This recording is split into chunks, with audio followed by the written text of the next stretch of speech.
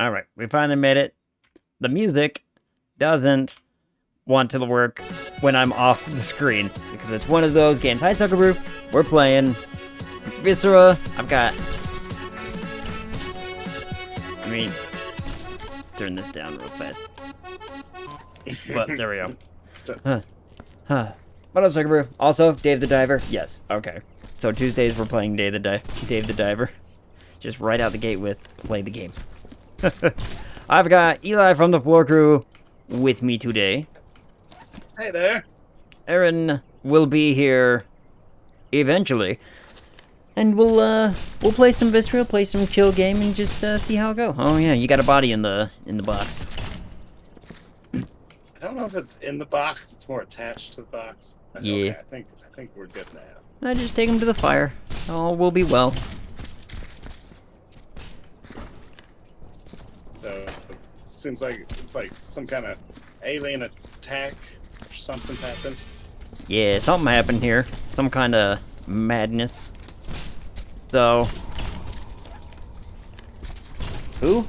So the floor crew are some friends of mine who have their own podcast where they talk about cool like fantasy stuff and all kinds of things. We're covering The Witcher right now. Mm-hmm.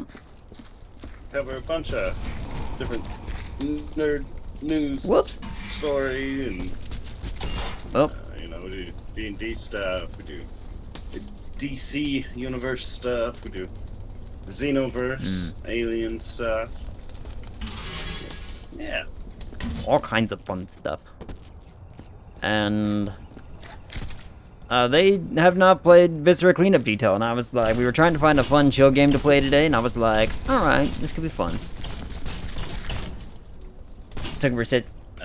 Woo, but not much of a podcast person, understandable. Because we are going to talk about some stuff today anyway, because I have a brand new theory, and I want to kind of explore it, and I know that the floor crew loves their Alien franchise so very much. Oh yeah. And I'm going to attempt to... Ruin is not the right word. Ruin is the wrong word, but it's close. I kind of want to say ruin. It's close. Okay. So, I kind of want Aaron to be here to hear it, but I'll start anyway. So, it is my contention, and I have this new theory, that the Alien franchise, everything we know about it, by like today's modern standards, is incorrect. And it's James Cameron's fault. Okay. So, that's a lot to figure out. Questfine, what's going on? Thank you so much for the follow. How are you? So, I gotta show you a thing. You see these little flash drivey thingies? Okay. So when you find these, you bring them over here. And... oh, over the pool. Oh wait, that's the wrong thing. Where'd the thing go? There's a computer, put them in? Yeah, there's a fancy computer that you gotta...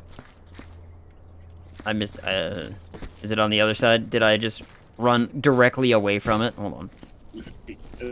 Yes, I did. I did, in fact, run directly away from it. So there's this cool little computer over here. This little one on the wall. The blue one? Yeah. And you gotta take them to this thing because it clocks those people out. It clocks the dead people out. Oh. Because they're still on the clock because, you know, they died. We can't be paying people when they're dead. That's funny. Okay. So if you find those, bring those here, and it'll all be taken care of. Okay, so everything we know about aliens, or specifically the xenomorph, is incorrect. And there's a very good explanation as to why it's all James Cameron's fault. So, I want to talk about, very first and foremost, the first Alien movie. And we can posit the... okay. Well, actually, I'm going to pose this question to you, Eli. What is the xenomorph in canonical, like, lore and whatnot? Like, people often define it. And you want to do it with Prometheus and Covenant? Yep. It applies to all of them. Covenant's going to come into play as well, because it's crucial to the theory.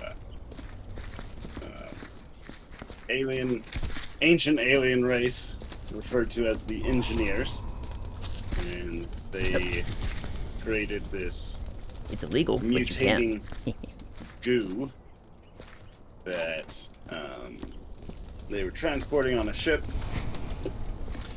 Oh, well, I guess, Covenant happens first, and David, there's derelict ship that, everything goes south, the goo got out, starts infecting. It infects anything that's life and takes half its genes and tries to make itself better every time. A super mutant. Exactly. And then... exactly. And then David takes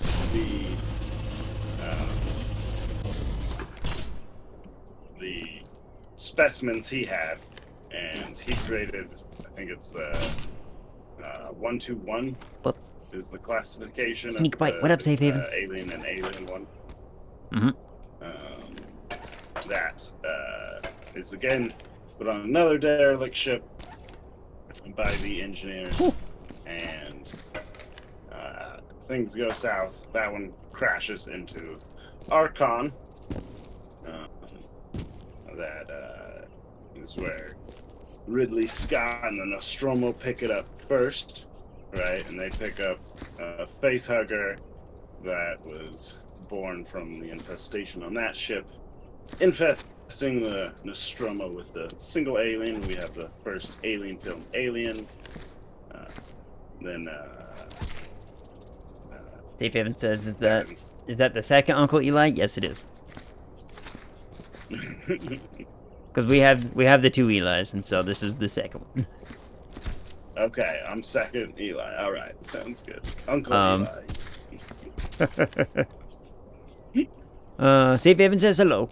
Okay, hello. So we've made it to Alien. I want to stop you right there because you've already hit the nail on the head. That it is, in fact, it's supposed to be the perfect life form, right? Perfect organism is usually what it's referred to as. Organism, sure. It's basically, it's a creature that... Who let you out of the cage? The lock just happened to be open, and I, snuck in and did things once I had the key. Anyway, so the xenomorph is supposed to be the quote-unquote perfect organism. It steals basically like chains of DNA and adds it to its own to grow bigger, stronger, and better every time, correct? Yep. And so I posit that this is all James Cameron's fault, that we have been fed the lies that we have, because the facehugger alien should not exist after Alien 1. It shouldn't exist. It should have evolved. Yes. Because we think about this. So, the facehugger should have been the perfect life form or the perfect organism after whatever that species that it invaded and took genes from became, right? So, that form of the xenomorph basically is like, no, we took something from something and it made us look like this now. And then it came pre-equipped with its own methods of reproduction from that species of whatever, it took. It became the facehugger type, and it said, I'm going to now infect another type and essentially expand, right? And become new, better, bigger, etc. And then it became something completely different. Because it took chains of human DNA to make the xenomorph look the way that it does. So it became more humanoid, etc. Correct? Right. Now, in Alien 1, I want to talk a little bit about the situation focused around what the alien actually does on the ship. It seems very counterintuitive for a species whose sole purpose is to expand and adapt and make itself better to kill everyone on the ship. It doesn't seem logical, right?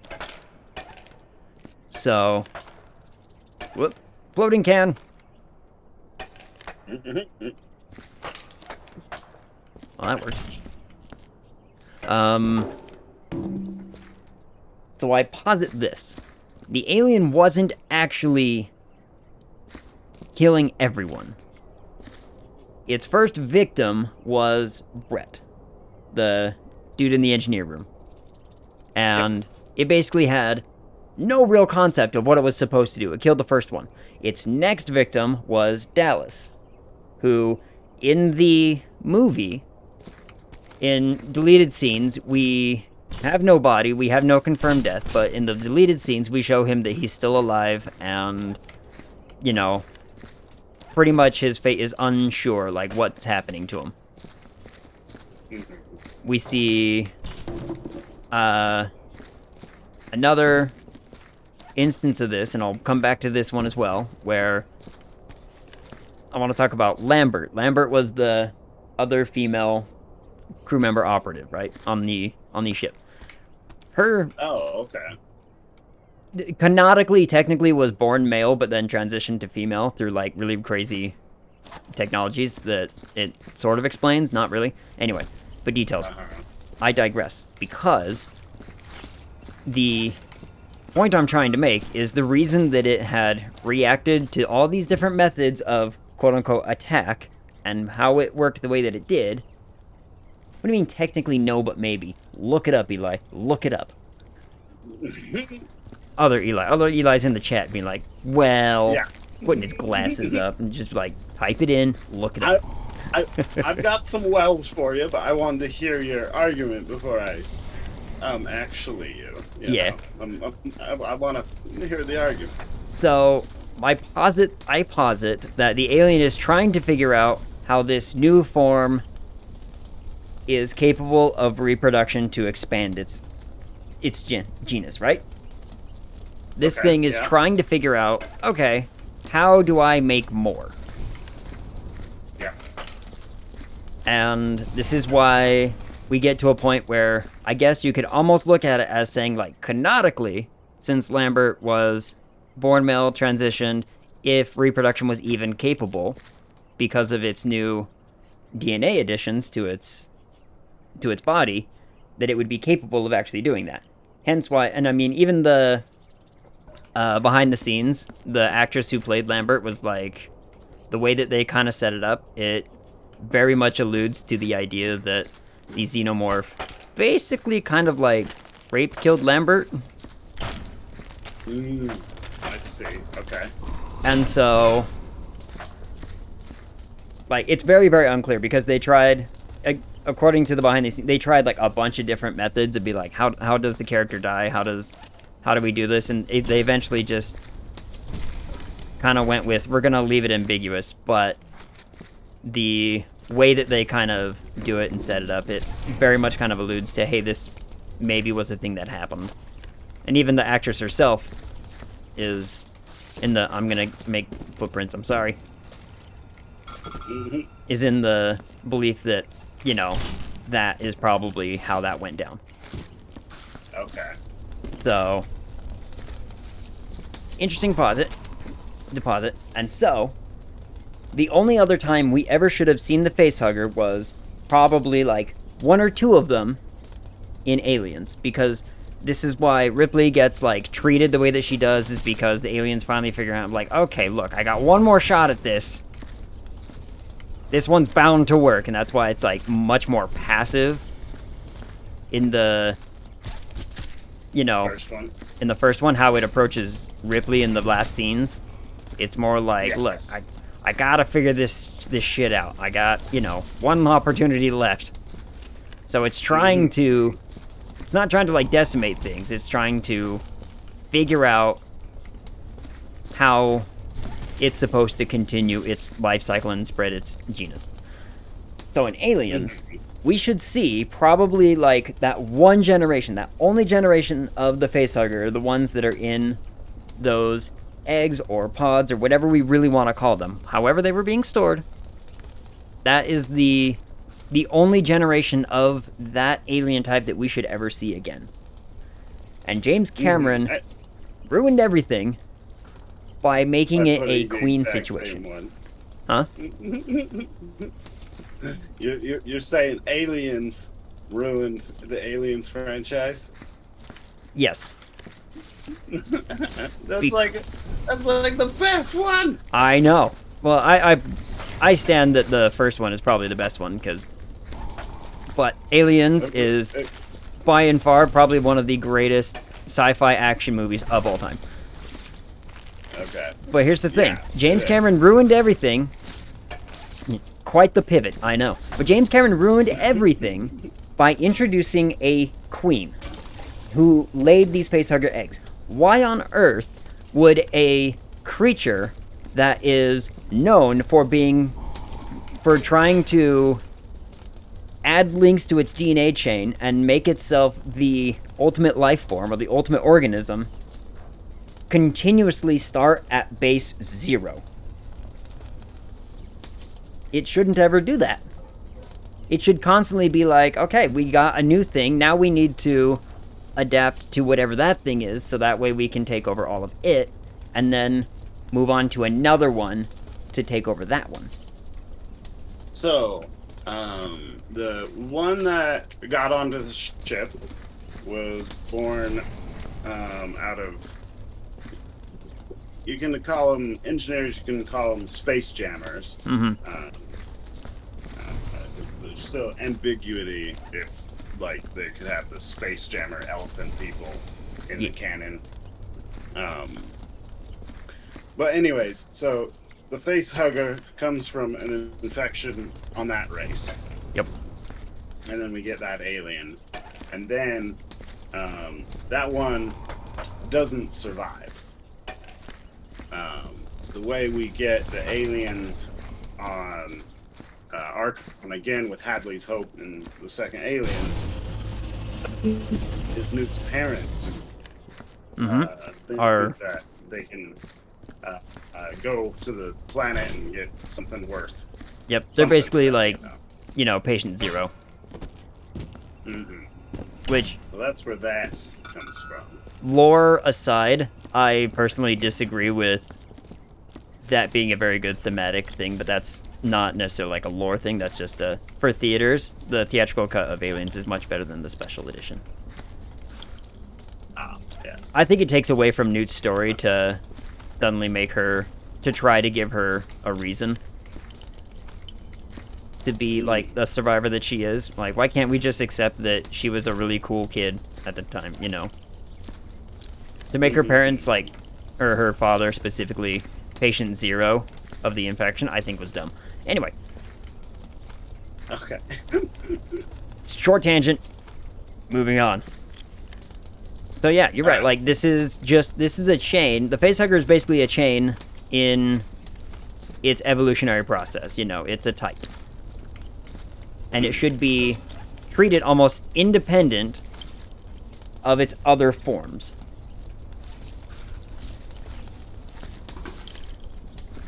Right. I'm with you. But I mean, the face hugger is just a really good thing. It is. Yeah. But the problem that it comes back to is that it's constantly starting at like at base zero of its evolutionary chain. Should have already evolved. Right. When it should be like, no, you should be, you know. I mean, I get that, okay, like, there are going to be holdovers because the ship was full of that particular type of species. Granted. So we should see those and how they interact, but after that, we should never see a queen laying eggs for more of those things. The way that the xenomorph should be adapting is if it takes that the humanoid mechanisms and turns into the way that it does, its reproductive properties and the way that it reproduces itself would inevitably change. Because it has to adapt to, okay, this is where we are now, we have to do it this way. And it would still infect its host in some particular way, which leads to theories about that's why Dallas was, like, you know, stored and kept rather than killed off immediately. And not to mention the fact that, okay, if this creature is technically supposed to be able to make itself, you know, make its situation work, stop applying logic to my horror. Never. This is how it's gotta work. The alien from Alien should have naturally been trying to turn itself into a queen if the queen was canonical and should have been a thing, right? It should have been trying to be like, no, I need to be the badass. Just like how a bee works, like a honeybee or any like that. When a bee gets separated, it's like, I have to take up this responsibility. It starts changing itself in order to adapt to that new position. And so if a queen was supposed to be a thing, it should have been trying to do that from square one. But it wasn't. It was never posited as that. And it shouldn't be. Okay. All right. So, again, with, like, Lambert, we don't actually know, okay, well, how was it infecting its new hosts? How was it trying to essentially reproduce and expand its species in that particular genus shift? So, you know, I kind of separate them out. For me, you have Alien, and that is where, you know, the infection, that's what you get. You get eggs, face huggers, and classic xenomorph. What up, Open? And not paying attention, but this sounds like an interesting point. Thank you, Soka. I appreciate that. What up, Booth God? Mainly because I am cleaning up the kitchen. Okay, fair, very fair.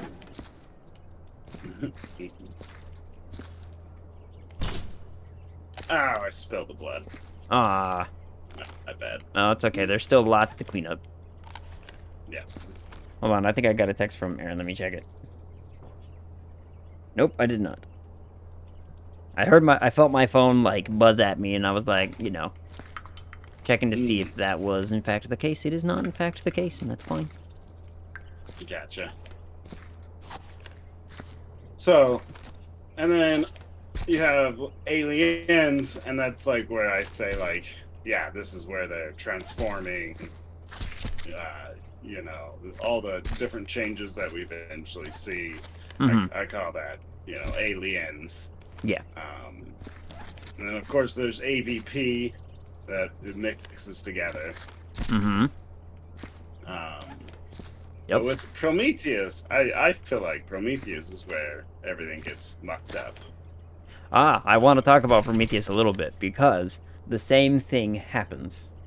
When it infected that engineer, it came out not looking like the xenomorph that we see when it infects the humans. It took different things, It adapted different stuff. It was still like humanoid because of the, basic engineer build type kind of looking thing, I guess we could call it. But it came out looking different than the xenomorph than it does when it normally takes over a human. So, you're playing Viscera Cleanup Deal. This makes me so... Bleh. Viscera Cleanup Detail. This makes me so happy. Thank you, Booth God. Day 2 at the gym. Leg day. I've been incapacitated all day. I'm sorry, Open. I hate leg day. Mostly because it hurts my butt. Yeah, that's where it gets you. Yeah. It gets me, I love doing steps or, short runs and, high kicks, stuff like that. And it will absolutely wreck my butt. Wreck my glutes. Anyway, so that is pretty much thusly my theory, is that because of the introduction of the Queen, it essentially ruined how we should be actually perceiving what the alien, or the xenomorph, I guess I should call it, is. Its core element of its morphing. Right. Right. Its ability to steal DNA. To steal and change and whatnot. Right. Yeah. The fact that it ever uses the facehugger again after infecting a new species, or creating a new strain, we could call it, is absurd and incorrect according to me, Mr. Scientist.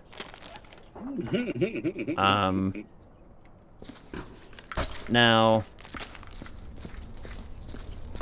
we see it. I also actually am going to bring in one of the more controversial Alien films and talk about Alien Resurrection. We see this. Remember when the thing actually, the queen isn't laying eggs. The queen that they bred doesn't lay eggs. It stole the DNA chain from the clones and whatnot. Now, we could sit here and say, well, that was because of the gene splicing and tampering and whatnot, and it, changes a whole lot of stuff. However, still stands to reason that you should look at it and be like, well, technically, that's kind of probably how they should be operating in some capacity. I mean, we can still... It's a parasitic host, so if it carries over that idea of essentially, genderfying its species, its race, however we want to call it, does that mean, and hear me out on this one, that the entire species of the xenomorph that we see, with the whole forearms, legs, and the screaming and the fighting, are all female? Females are special. The embryo is different and takes longer, right? Right. So female is selected beforehand, and then there is also the theory that Predorians will develop into a female if the female dies. So, hear me out on this one. We never... So that idea right there is that, okay, if they're working on this idea or assumption that there's only ever going to be that one queen or whatever, it's like, it doesn't stand to reason that the species would adapt that way if it stole human DNA, because we, as humans, don't do that. And according to how the alien species or genus of whatever the facehugger is, the facehugger is completely, almost like, in a sense, non-gendered, because it doesn't complete infection. It doesn't.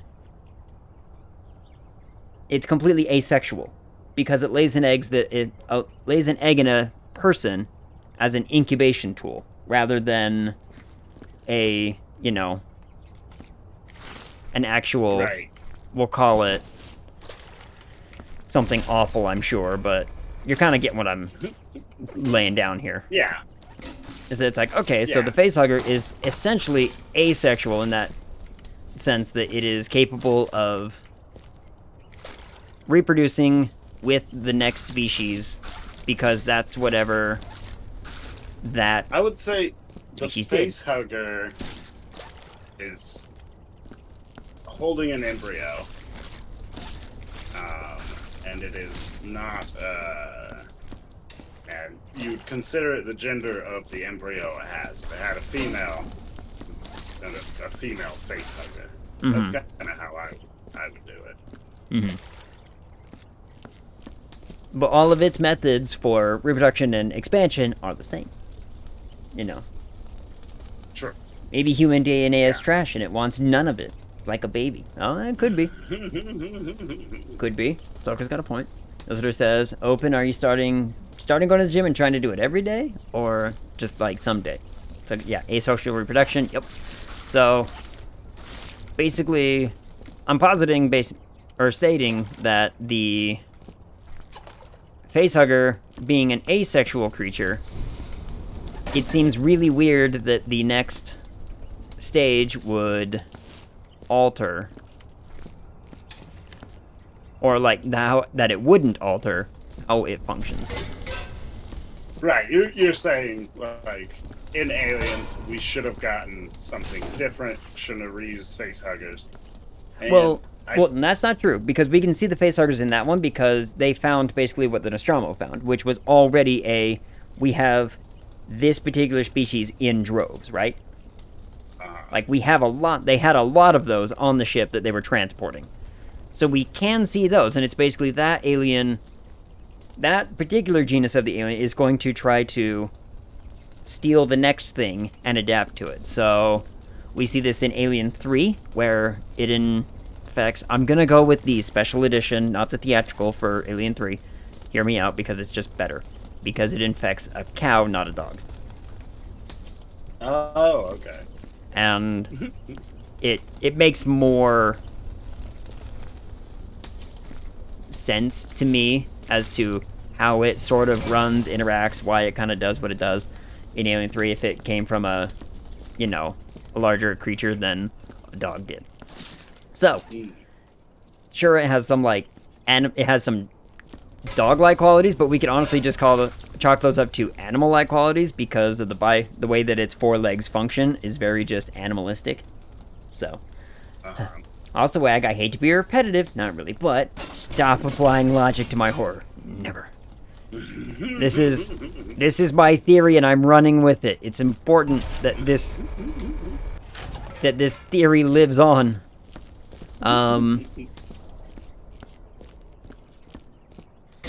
But again, we see natural, like, change to the creature's DNA strain. Was that my bad? It's alright. I was about to say, I'm like, I think you were trying to get past me, you backed up, go around, and I backed up into you and just, you know. Yeah. Loved it all up. I should have said behind. What is this? Gave me a fish? Oh, did it give you a... He gave you a body part, didn't it? Oh, it's a hand. Yeah. Okay. Into the incinerator. Have you ever seen DComs? Yo, what up, Zariah? Ag, you guys were brilliant on Sunday. Thank you, Zariah. I appreciate that. Those can be horror. Decom. I don't know. Disney Channel original movies. Oh, those things. Oh, those things. I don't like those things. There were some really dumb Disney original movies. Like that golden era of Disney Channel just releasing like a movie a month. Oh. Like the late 90s, early 2000s. Yeah, essentially Netflix before Netflix. Let's call it what it is. They threw writers at it and said, make a movie. And then they were like, well, movie. And away they went. Oh, I forgot about a thing. Hold on, I need the... Where's the elevator? I don't know. There it is. I see it. It's right here. I'll show you. There's a spot that we're gonna clean up before we start caring that this whole thing is cleaned up. Okay. There's spots up here. Oh, there are. Oh, that's an elevator. Okay. Yep. Okay. What up, Chad? Well. What up, Chad? How's it going? Everyone, we prepared for this moment. Get ready with your Yoshis. What's your favorite Disney Channel original movie? Have you seen Zombies? I have not seen Zombies. I don't remember that one. Whoop, hold on, let me... Oh, let me... Yeah, I don't think I recognize that one either. There we go. Alright, I'm gonna start throwing body parts. Oh, okay. And a gun. I'll be over. A gun, huh? Yeah, we need that. Oh, wait, do I need that for up here? Hold on, I don't think I do. I don't think I do. Okay, so that's basically my running theory about the Xenomorph thing. Oh, Chad says, Brink, Halloween Town, Xenon, Zombie Slaps. Third one kind of sucked, though. I've never seen the Zombies one. I remember the Xenon one. That one wasn't bad. As far as, like, me being young, impressionable viewer. There were some weird ones. There were some very strange Disney Channel originals for a hot while there. Oh, Head. Hi, Head. Woo! Are they the ones who did the Goosebump movies? Or is that somebody else? I think Nickelodeon did the Goosebumps ones. Okay. I think. It's new and it's something. Third one is a hot mess, although the wigs got better. The wigs got better? That's how we're classifying, like, look at this massive improvement. They got wigs this time.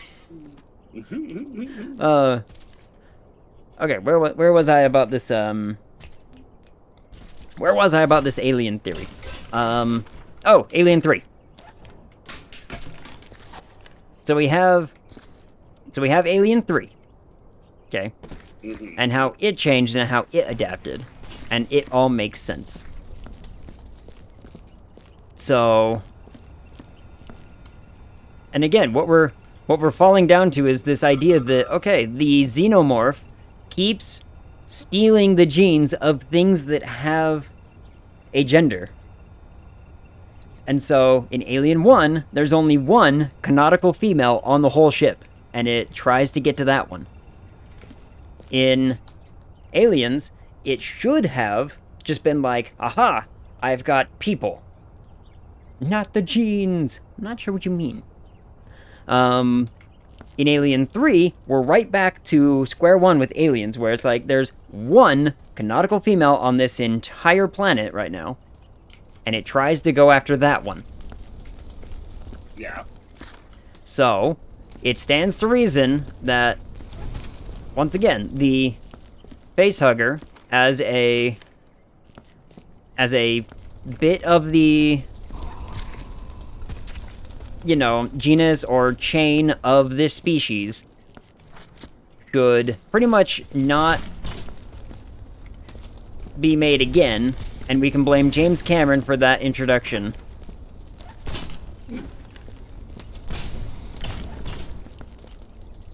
You just like blaming him on this. Like you. Yep. I know you love the film. I love the but movie. You're like Aliens is such a good movie, and I love it. But I love this idea that we can literally, like, if this theory holds water, if this theory works, it basically says that one of the greatest films in a franchise, possibly one of the greatest sci-fi action movies of all time, is bad because it steals away from the actual, like, story, right?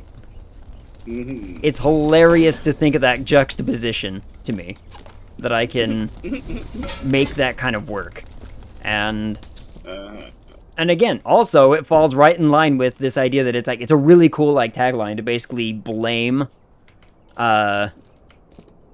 you know, one of the world's greatest directors, like, one of the world's greatest cinema directors, as a person who made a bad decision and ruined a franchise. But arguably, like, created the franchise. Like, I would say that he moved the franchise in a direction that, you know, honestly was pretty good, but he moved it in the wrong direction, because if he had followed my logic right here in this theory, hey, then everything should have been peachy. To be fair, a lot of iconic movies in the 70s and 80s are that way because that was all they had. See Blade Runner? Yep, Blade Runner. First Descendants, okay. The second? Blade Runner. It's like how the science aliens couldn't handle water, yet there's water in our atmosphere. You just gotta not think about it and appreciate the movie. No, Chad. No, I can't. Because here's the thing. Logic applies. Logic. And that's all I'm saying in this, is that, you know, James Cameron flubbed up the logic. Because every other film, seemingly, without knowing it, followed the logic. And got flack for it. I will say that it was after Aliens that they said, okay, the xenomorph needs to evolve. Right? That's when they were like, let's make this thing evolve. Man, I mean, they did describe it in the first one. I can't remember the robot's name, but basically full-on says... What was it? Ash, that was it. Basically says, like, no, like, you know, this is essentially what it's done. You know, it has all these crazy properties, and this is, you know, essentially what it's doing. Because it knows what it's after. Oh, sure. Good point. Because we gotta remember that the thing was sent with that purpose of finding the xenomorph. Because it knows, hey, this is like... We know that the perfect organism exists out here. We're trying to find it. And so it comes pre-programmed with all this knowledge that the characters don't have. And it works.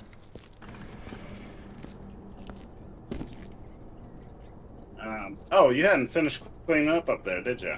No. Oh, I jammed it. Hey, just smash that button. Mash that button. Ash, Bishop, Call, David. Yeah, that's them. Friend watched the entirety of the rest without seeing the actual decent one. Wait, which one? Oh, wait. Okay, here we go. I gotta catch up on chat. Zuckerberg says, my friend hadn't seen the first one. Aggressive plot, marathon. Oh, you marathoned all those movies. Gotcha. Nice. Not Alien, but like, I think we're talking about the Disney Channel ones. Okay. Indie Marathon, but you said your friend had never seen the first. What was... Friend just bored one day? It's like, next one will start with an E. I vote for a female presenting named Eden. Ooh, that could be a good one. I would watch more Alien. I'm gonna be honest. I love the franchise, and I want to make perfectly clear that the whole reason I'm willing to, like, throw this theory out there into the wind is because I do love the series.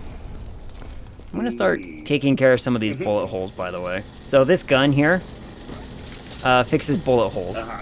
So you see over here, there's like all these holes and whatnot. Okay. So if I... Nice. But it sometimes causes problems.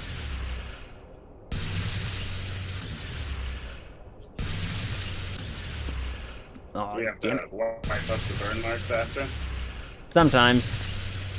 If you get the timing just right, it doesn't leave a burn mark. It's usually right after the little, like, squeal sound. But I gotta time it right. I gotta get the timing right. Zuckerberg says, see, I saw the first one in college when it released, but hadn't kept up. And then we started talking about it, and we committed. We committed to the bit. Yep. It fixes bullet holes by burning the building to the ground. Yes. I mean, that's... It's just like how you get rid of spiders.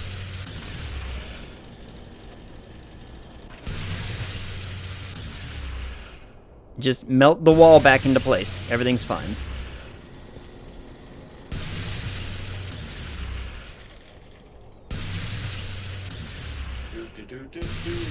I tried to take my bucket up there, but it spilled at the very top. Yeah, it's gonna do that a lot. I'll leave that to you for right now. You get to learn. You get to experiment. I don't think there's any bullet holes up there, thankfully, but we'll see how it goes. Funny enough, that's how I fixed SP. Damn you, Egg. It's not my fault. Not my fault at all.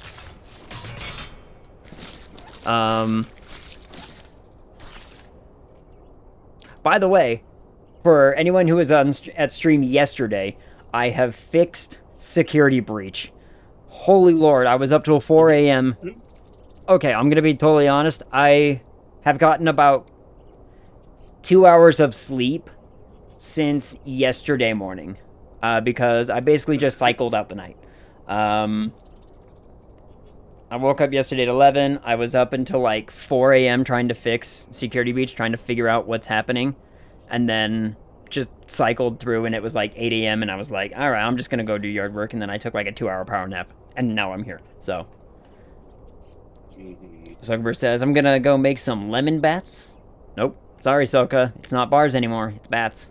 It's canon. Oh, actually, Zuckerberg, do you have a cookie punch?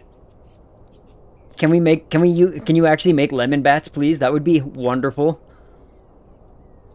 Everyone's on board with lemon bats. Yay. Are some holes up in a little area where you go up the steps? Reference? Yeah, I remember up there. What? What's this lemon bats reference to? Lemon bars. But why are you calling them bats? Because she misspelled it. Okay. Whoops. Let me throw that away. Let me just... I know that there's some stuff up on this ledge here, and I just want to be able to get to it without having to steal stuff. No, it's spilt again! Yeah, the elevators are not very, kind. Yeah. They're pretty mean. Bounce more cans.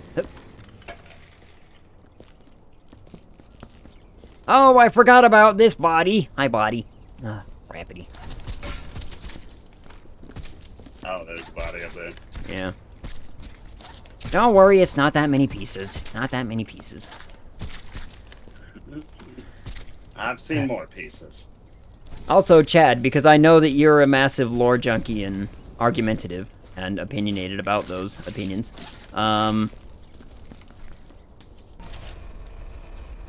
am positing and arguing that James Cameron ruined the Alien franchise. And I'm not hearing a whole lot of no's from the quote-unquote expert over here. So, what? Why? Okay, Chad, hear me out. I'm gonna do a quick TLDR about this. So, the premise is that the ultimate organism, like the perfect organism, is adding a DNA chain linked to itself at every iteration that it picks up. The introduction of a queen in Aliens is counterintuitive to this idea because it just lays eggs that starts everything at ground zero rather than another step in its evolutionary chain. James Cameron, with introducing a queen alien to the franchise, ruined the idea and the concept of the xenomorph actually becoming an evolutionary chain of events. And I posit with evidence, basically stating that, you know, in Alien, there's only one canonical female in the whole... Oh, you got it. You can have it. There's only one canonical female on the whole ship, and the alien is trying to, you know, use its new genes and its new species to reproduce. And it is, you know, that's why it basically kills everyone in a completely different way. It's trying to figure its shit out. Same thing happens in Alien 3, where there's only one, and it's trying to figure its shit out. There's only one. You could, quote-unquote, call it a canonical female, but it's really kind of just... It can't figure its own shit out because it basically stole the genes from an animal. And it's trying to work its whatever. But... basically, the whole premise uses this idea that the...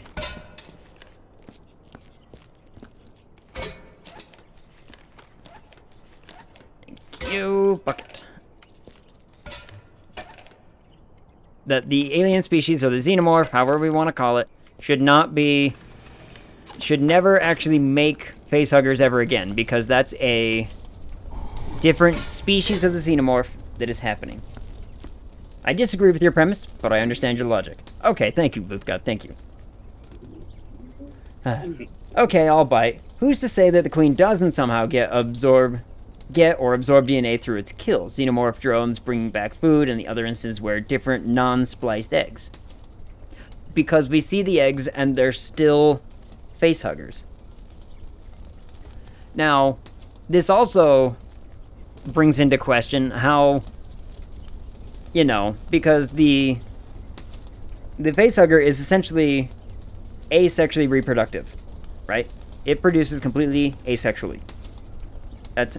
It's one organism that, you know, has an embryo inside of it and essentially, like a parasite, just injects itself to incubate, and it steals, you know, parts of that body of whatever it's inside of to adapt and steal its whatever.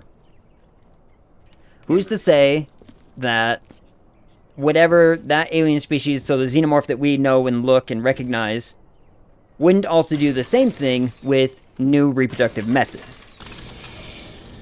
It would probably try to attempt to do the same thing, which is why it was like capturing and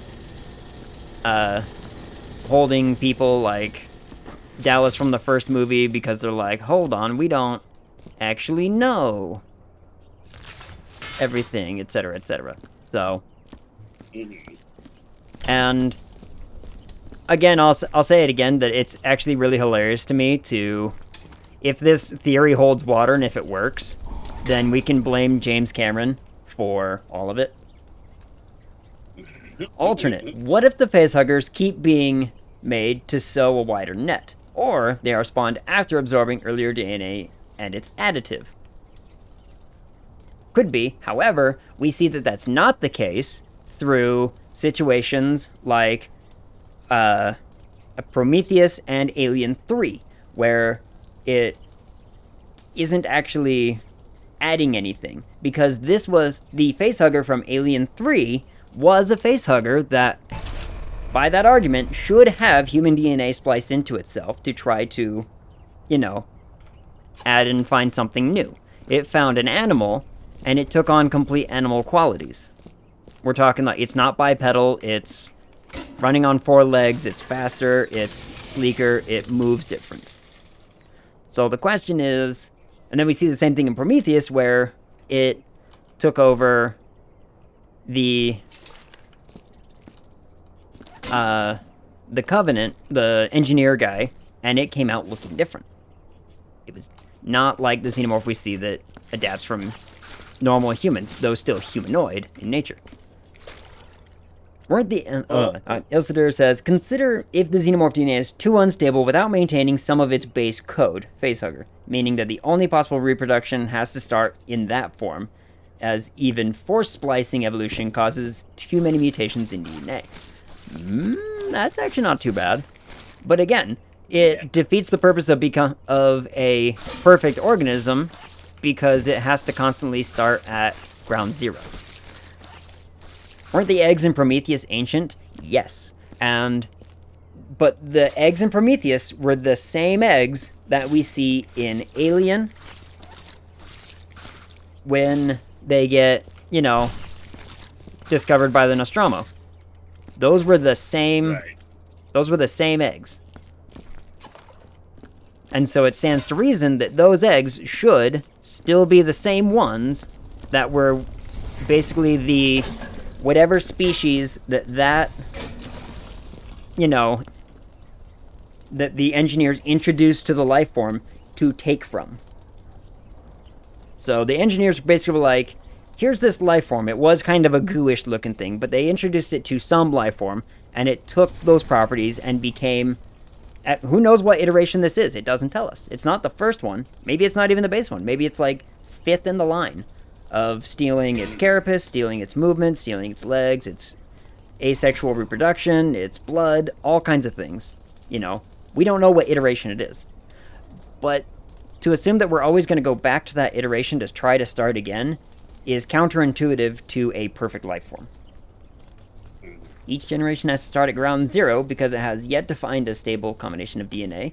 Again, but we don't know if it's ground zero because it obviously took things and adapted from other things. We don't know, and we don't believe, according to Prometheus, that this goo would just instantly make this thing. You know, they had to introduce it to other things to continuously build and expand what this creature can do. Or human DNA is trash. I mean, that's pretty true too. But then again, remember that our DNA is only at most 11% different from plants. Yeah. And then Chad says, I always took it as the xenomorph species take hosts to adapt to host environments, so they evolve with the DNA in that scenario.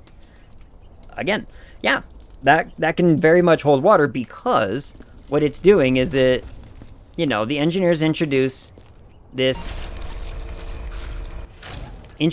goo, essentially, from Prometheus to other species across the galaxy to get what they eventually end up with, which is some, you know, an attempted weaponized, like a bioweapon, you know. They keep introducing it to new things so that way it gains new stuff and it adapts to new stuff. Suddenly it's like, okay, well, what can we introduce to do to get more legs? How about a tail? How about, like, easier reproduction? The engineers are doing all of this, and they're introducing it to different species to try to gain momentum on this thing and try to get it to do new and different things. There's cans up there! Sons of bitches. Well, in the extended version and the stuff that was supposed to be in Prometheus, but they were like, "Now let's take that out." They were sending the goo to exterminate Earth. Yeah. So.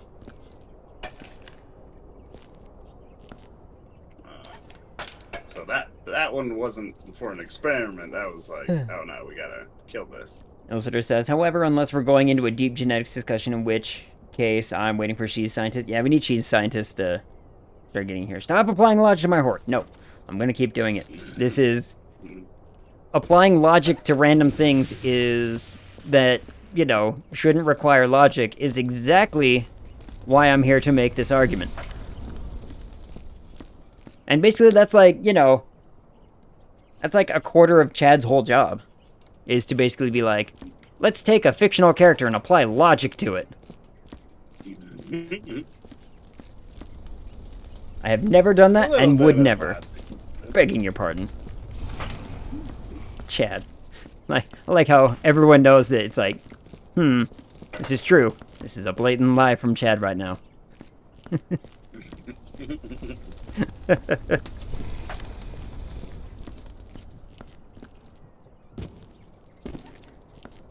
I'm calling it how I see it. Calling it how I sees it. Alright, I think that is all the trash. I gotta get the blood off of here. What do you mean, Ag? Chad is famous for his vampire voice acting. Oh, you mean Vampire Hunter? Vampire 15B from Seraph of the End? Don't think I don't remember the whole thing. I totally remember the whole thing. Damn you both, says Chad. I know, I'm sorry. But you gotta admit that it's pretty great.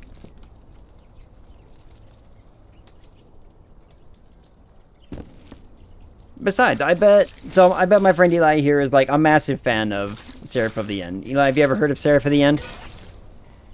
No, I haven't. All right then. See? What is Seraph of the End? I have no idea. I've never seen it. Oh, okay. I'm sorry, Chad. I've never seen it.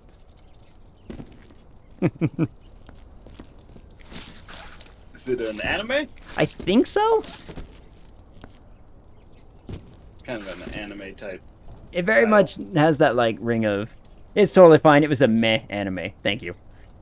So Chad had a voice part in the anime. That's why we make fun of him. Is because of all the things that we could ever credit Chad with, that's probably one of the bottom of the barrel ones. And I had a running joke where I was like, I really want to find out what his lowest credit could possibly be to try to over accentuate the point. You know what I mean? That, oh, you should totally be famous for this kind of thing. It was just funny. Sounds like an end, yeah. It was Seraph of the End, Vampire Reign. I'm gonna have to watch it, though. I'll watch some of it. Sure, I recommended my friend on Crunchyroll. Is it on Crunchyroll? Where can I find this? Did you fall? Yes. Yeah. And the button's on the wrong side. Hold on, I can... Eh. 1 second, we can, I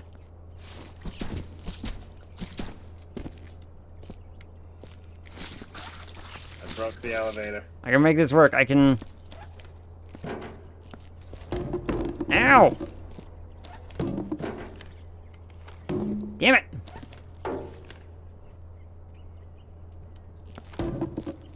Damn it.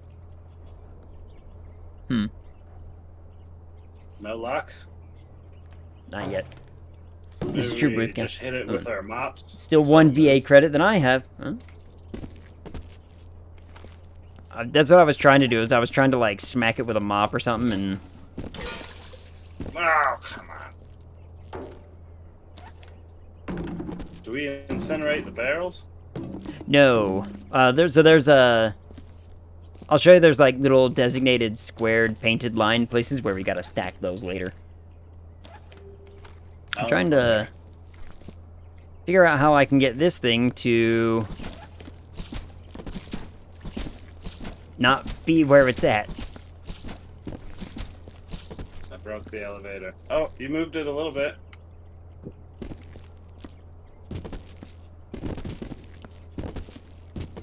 Forgot the shift is actually walk, not run.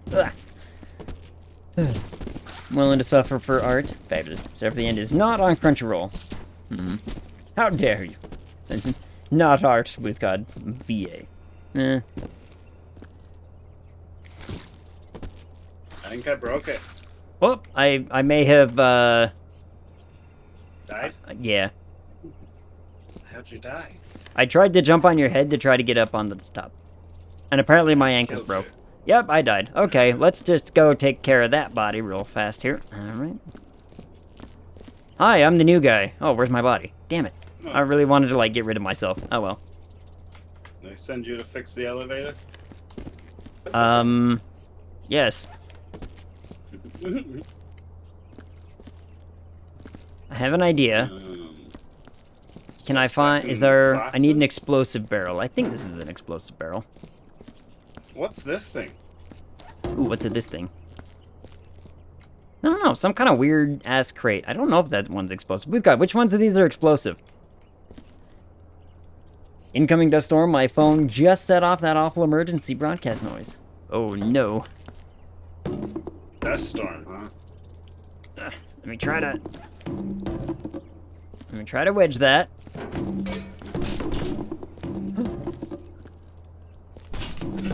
Did you fix it? I don't know. It's working. Aha! You did it. Good job. So to answer your question, yes, I'm here to fix the elevator. Good job, dude. There we go. I'm just gonna go up slowly. I'm not gonna do the one that can launch me off this thing and make me have to fix it again. The red ones go boom, but they can stack in the barrel area. Yeah, it turns out I don't need the boom anymore. Oh, Ilzer's also got the dust storm headed your way? Oh no. So, we were talking about Arizona earlier, speaking of which. Oh yeah, a bunch of people getting burns from the ground. Yup. Fall on the ground, get burns. Been seeing the news reports of people falling down and burning themselves on the concrete and the asphalt just from the sheer heat of everything. It's bad. Boothy Milkman, even. So I guess y'all will get me to shut up once my mouth fills with grit. We're not that lucky. We're not that lucky. That Zelda Oracle game came to the Switch Game Boy emulator. Ooh. Really? Might have to tinker with those ones. They're out now. Kid you not, I cooked an egg on the sidewalk as a demo the year I moved here. Ooh. Yeah, so it's like, you know, when the outside temperature is like 115 degrees and the asphalt or concrete is like anywhere between 150 to like, you know, 130, yeah, you're cooking shit. Mm-hmm. We be cooking shit on that kind of ground. It gets to go with us. Yeah, I'm gonna take the gun and go back up there and try to get the bullet holes now. Oh, okay. I found some more trash over here. Ah, it's just bloody body parts. Can you hit a button on this elevator for me? Yeah. Apparently I'm not allowed to hit the buttons when I'm holding a gun, so. Ah. Equal parts hot and disturbing. Yeah. I see why. Yep. Whoop. Uh-oh. Alright, I'm gonna try to stay on it. Whew. Alright, I stayed.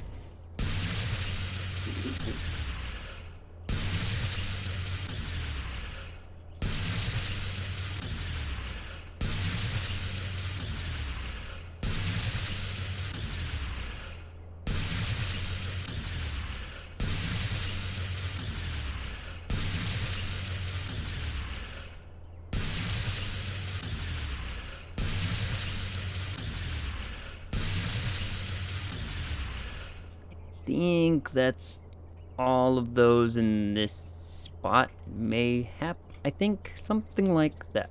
Cool. Let's see. Alright, so Chad said, Logan and I just finished Twilight Princess tonight. We're quickly running out. Just need Wind Waker, the Oracle games, and to finish Link to the Past. Then I think we're done with them all. Aside from the super shitty ones. And, yeah. Oh, you need 4 swords. Yep, 4 swords. Blacktop asphalt is close to being able to boil water. Yes. Oh no. 4 swords wasn't that bad, Ilster. Come on. Taking a kid through all the Zelda games? Yup, he is. Have you found the literal Easter egg yet? I have. I've already found it on this level. It's an absolute blast. Though I don't think... So, this is not my first time playing this game. But it is... my friend Eli's first time playing this game. Yeah. He got it gifted to him today, and we were like, that's a fun chill game we can play. Yeah. And it's an absolute blast and a huge ride. Yo, what up, Kron? Also, what up, Wolf? How's it going? How's your evening? Like I said, it's amazing. I hope they are enjoying them. Yeah, I hope they're really enjoying all the Zelda games. I hope Logan's at least finding them fun, because I love the Zelda games. The Zelda games they got a really soft spot with me. Yeah. Alright, let's see here. Let's just bring this down here. Sorry, box. I don't know what else to do. I think we are to stacking time now. I think. So I think we can start... Oh, wait, there's a whole bunch of bullet holes over here. Forgot about these. Oh, okay. Do you want to try bullet holes? Work on those. Yeah, do you want to try them? Yeah. I'll start stacking.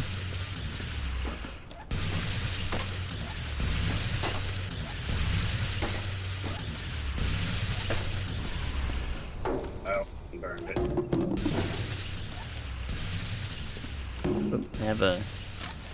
This thing, let's grab this thing, bring it over here.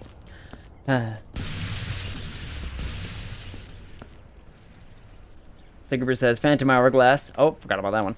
Chad forgot about that one.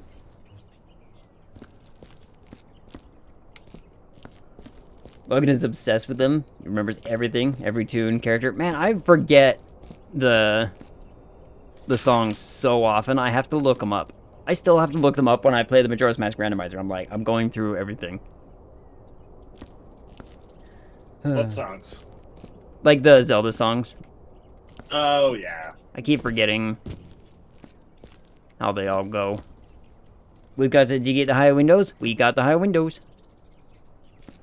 I don't remember if there's one up that one. I don't think there is. Let me...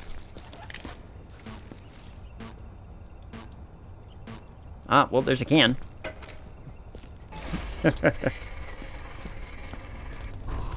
There we go. Egg pets. Yay. Kids have good memories. Yeah, they do. And especially when I'm sitting there trying to... Because I did the same thing when I was a kid. I was like, yeah, I can remember, you know, all the songs. I see it once and I'm like, bam, got it, sure. But now as an adult, I'm like, hold up. Was it this one? And I flub them up often enough. I'm slowly getting back into my full remembering the more I've played them, so it's sort of working out.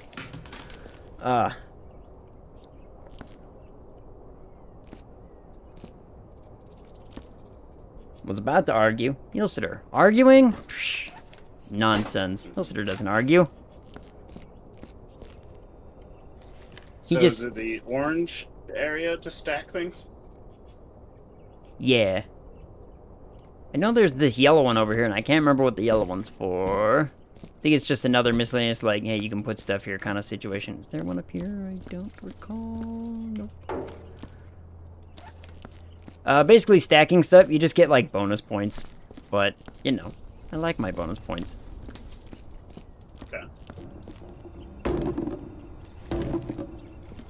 No, this one's marked by a red. So the volatile stuff goes in red. Oh, okay.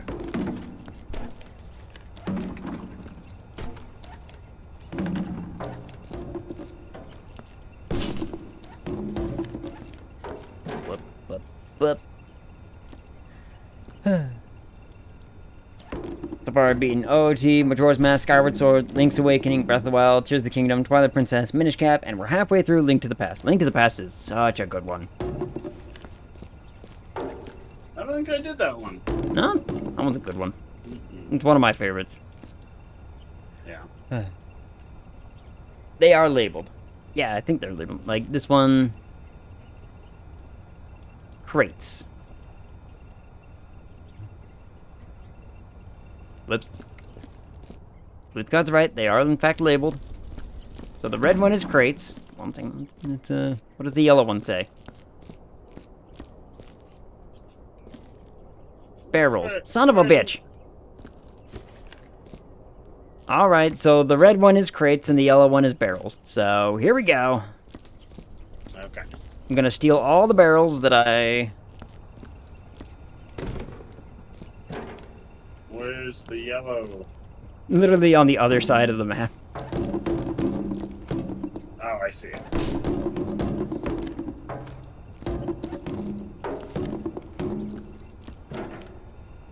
I think the blue things count as crates, so... We can keep...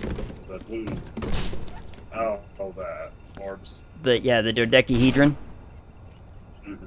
Which, I think it's a dodecahedron. Which is, let's all be honest with ourselves, no, that's not a... It's a weird hedron. No. I mean, there's one with 5 sides, but then there's like 2 with 6 sides, and it doesn't make sense. Yeah. So, it's flimsy that way. Yeah, the hate with the thing. Look, it's been a minute since I played this game, but I have played it, I swear. The blue orbs are crates, fabulous. But I mean, let's all be honest with ourselves. The dodecahedron is the greatest of all the hedrons, and I think we can all agree with that. It's a good one. It's a good hedron. Yep. Especially when you use it that way, in terms, it's just not, when you just call it, it's a hedron. It's a hedron. Get the hedron. And I think everyone can agree with me that Chaz's beer back. All right, I'll wait here. The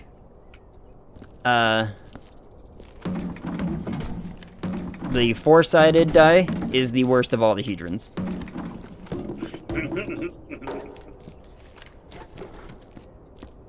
The four-sided die can lick all of my hedron toe.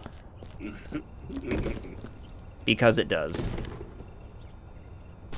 It's you know, like the tetrahedron? Isn't the... Which one's the tetrahedron? Isn't the tetrahedron just a cube?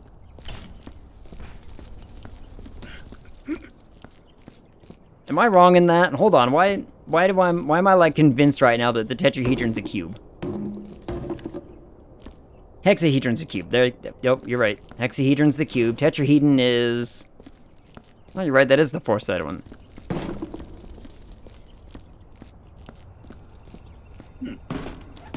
Look, the four-sided dice can, you know, can do one. Because it's not a good shape. Let's be honest. It's an okay shape, but it's got nothing on the dodecahedron, which is the best hedron. Oh, I don't know. Caltrops are pretty cool. Yeah. That's pretty much what they are. It is kind of what they are. They're the most, like, primitive form of caltrop. It's like, look, thing make pointy on the very top. Mm-hmm. And they hurt. I don't like standing on them. Yeah. Most people don't stand. It's like as soon as you step, you go, ow, and you're down. Yeah.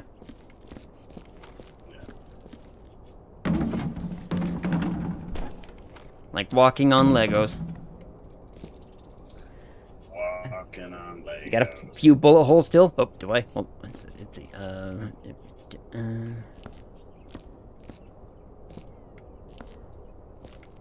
don't think I saw any bullet holes up there. I gotta remember where all these things are. Booth God knows these maps like the back of his hedron. Yeah. Booth God will come play this game with us on the Plague Pals channel sometimes.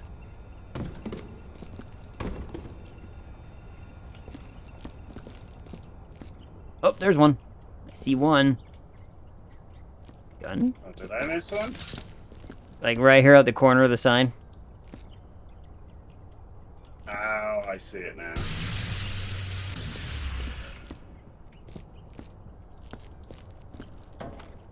Oh, another one right there on the sign. Like hiding, blending itself into the sign itself. That was cheeky. Gotcha. Yeah.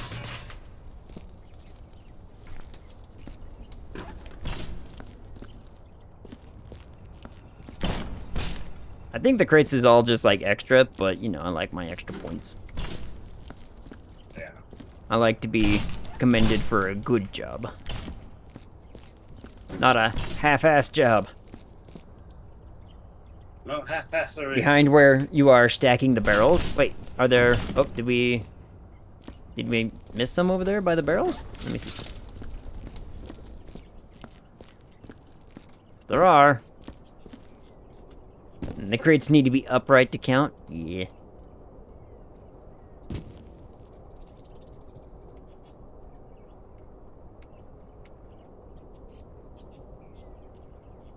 I don't see any behind the barrel. Unless there's some higher up that I missed.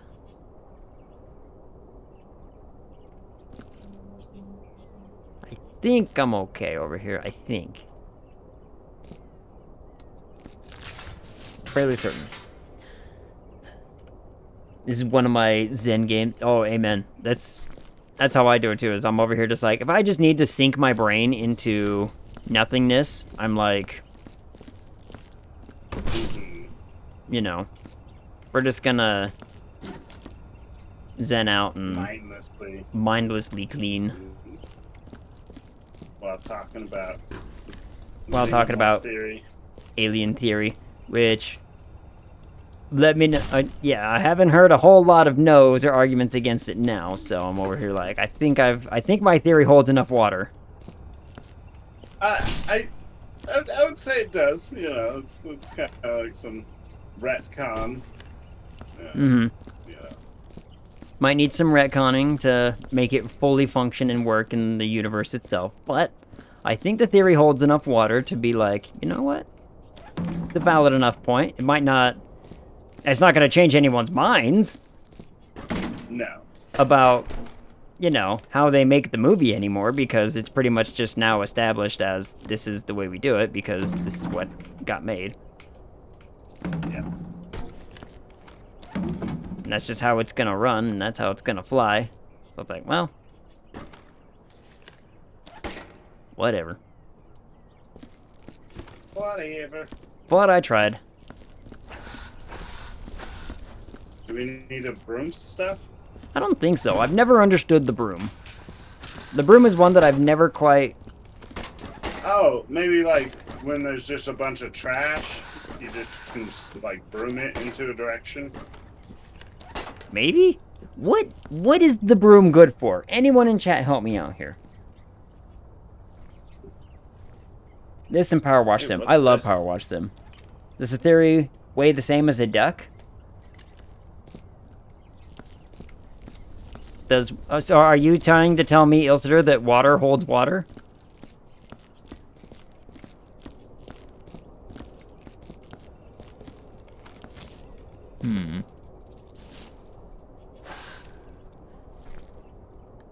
Broom helps with bullet gathering. Okay, so yeah, it does. So you grab the broom and you can sweep up bullet casings, I guess. Okay. I didn't know that. Good. So, flying if you're a witch. Got it. Moving witches through the sky. Yep. I'm glad that you both are on the same wavelength there. Maybe, but water is not wet. It's not. It isn't wet. Not at all. I've heard this argument before. Yep, me too. And I'm over here like, yeah, I'll let it fly. Like a witch on a broom. Yeah. I still think my alien theory holds water, and I think I've pretty much got Eli sort of convinced that, you know what? Yeah, makes sense. But it's not how the canon is, so, you know, suck butt. Yeah, I mean... So, it definitely fits for aliens. But, I mean, I'm not gonna tear down aliens to nitpick it like this, you know. I'm like, nah, it's great. It's wonderful. Oh, yeah, I noticed. Aliens is such a good movie, and I cannot wait to watch it for...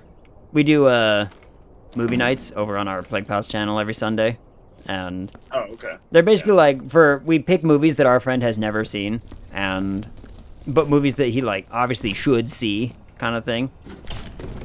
And we watched Alien for Halloween one year. And it's so good. And I felt so bad because his internet kept crapping out at, like, all of the jump scares. Oh, so it's like, so he's like, I saw a blur. I assume it was creepy. Like, yeah, it was. That's too bad. We're gonna watch Aliens at some point. I personally disagree with why we watch them, you know, not back to back, but that is neither here nor there.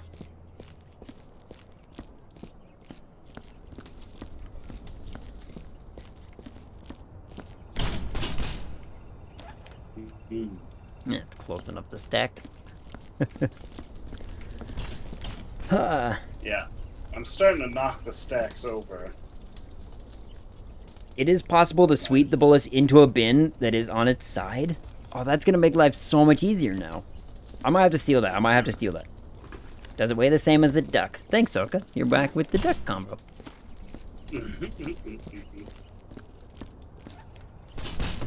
Are we trying to claim that a duck holds water? Ducks hold water. They got water inside them. Mm-hmm.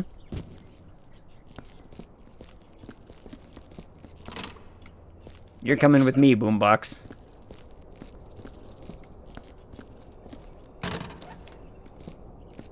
Raise B. Oh, and then we put...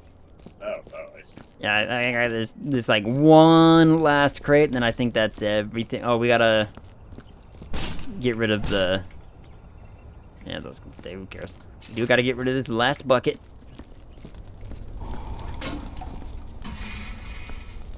And I think that that is everything. Okay. So now we go over... Come over here, and then we can do... Activate. Punch out. Has your janitorial work here met the requirements of the company as well as your own personal standards? I am proud of my performance and certain that it will meet with approval. Bam. And here we go. We're going to find out how we did. At least you're not one of those burn everything not nailed down types. Yeah. 2 crates not stacked. I know. Look, we got exceptional. Like, status. Employee of the month. We did fabulously. Everything was great. For Eli's first time, we did wonderfully. Why is this imprinted into my vision? What's imprinted? It just says, like, the little punch-out thing from the screen. It's just, like, following my vision. It's imprinted in my eyes now. That sucks. Yeah. Oh, made a mess. Making a mess in the janitor's closet. Come on. Oh my goodness, look at this mess. Yeah. Somebody's been getting drunk in here. Yup. Let's see how we did. 104%. See? Everything's great. Oh, wow. Time taken, 1.5 hours. For a first time, you know, not too bad. Incident reports. Yeah, Let's see if there's any incident reports. I don't think there was.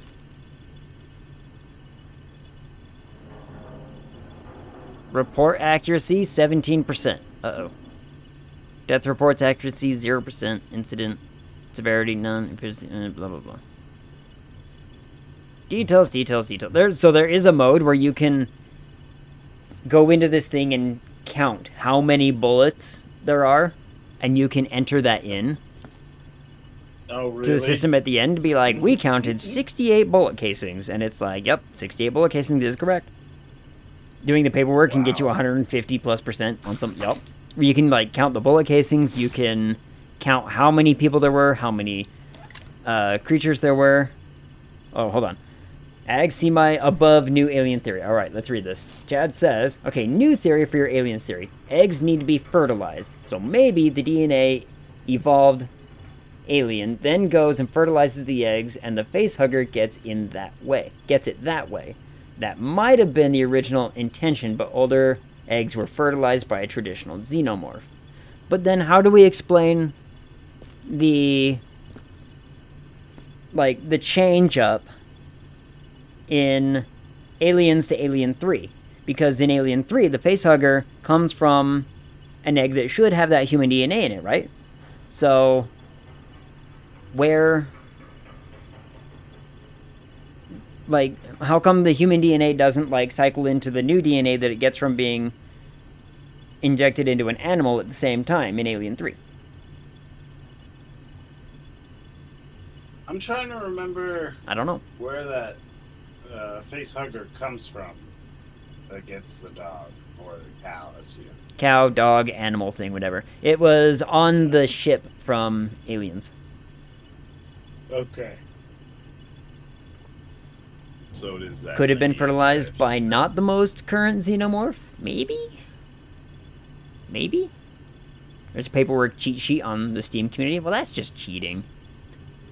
Which came first, the queen or the egg? The goo. Yeah. I think canonically, as we because we only have the... If we're just using the films to go by, the egg came first. No, the goo comes first. Well, I mean, if it's just between queen and egg, you know. Then it had to be the egg happened before the queen did. It's on the poster. Yeah. I still don't know why I'm seeing, like, you know, this imprint of all things. How do I... Hold on, wait, where do I go to start another map? Let's do another short one, and we'll, like, we don't have to do the whole thing. We can just Do a bit of it. do some of it.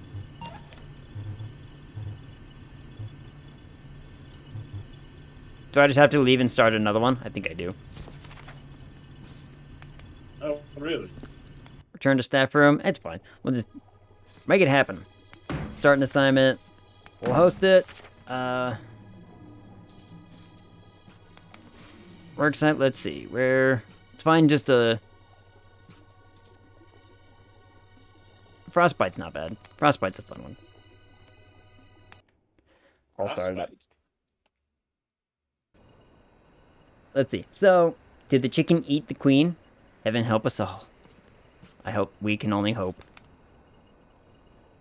Then I'll just send you invite to play, and all should be well. Yee. This one's a shorty, so we should. If this one's like, you know. It says I'm. Hmm? It says I'm. Like, it says connecting. Can't tell if It's I'm working on it. It's trying. or not. Alright, Chad says, I'm a dip. Might see you around later. Fun stream, man. Thanks, Chad. We'll see you probably, maybe. There might... I don't know if there's going to be a murdering tonight. I don't know what Emily's doing, but yeah, maybe. Regardless, we'll talk to you. Murdering? That's what we call Overwatch. When we go play Overwatch. We're just like, we need to get our kill out of our system. Overgrowth, there's the Minecraft pickaxe. I remember stealing that one at some point. I know I've collected it. I think we threw it down a hole in the staff room.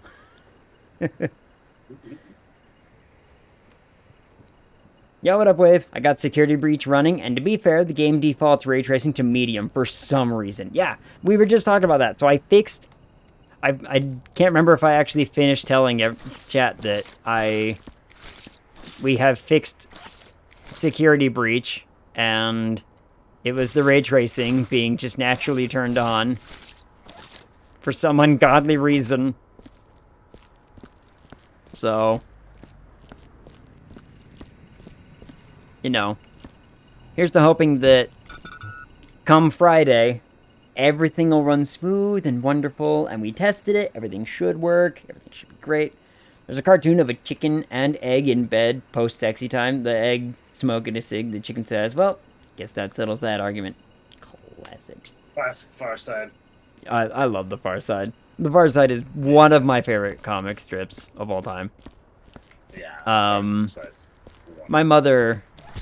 So when I was at school, I went to the same school that my mother taught at, because naturally. And she had one of those, like, comic a day calendar kind of things from The Far Side. Yeah. And so every morning I'd get a new Far Side and just be like, these are wonderful. I love these. And that's how I was raised on those, is because every single day there would just be one. I think I had those like 3 years in a row, and I would take my favorite ones and like just cover my wall in Far Side comics. Yeah, I love those daily tear-offs. Yeah, good times. Let's see. I gotta catch up on other stuff. Let's see. Everything. I think I'm caught up on everything. She would know. Emily probably dismembered that chicken for some grisly project. Probably. But it doesn't have any teeth. Emily wouldn't take that thing apart if it didn't have teeth, right? She needs those. They're important to the project.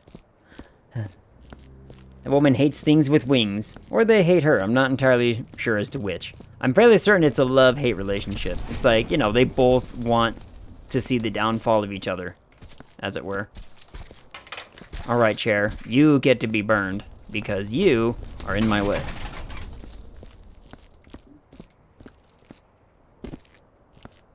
Forgot how quote-unquote small this map is, but there's also, like, a ton of little nooks and crannies and places that you can get up to.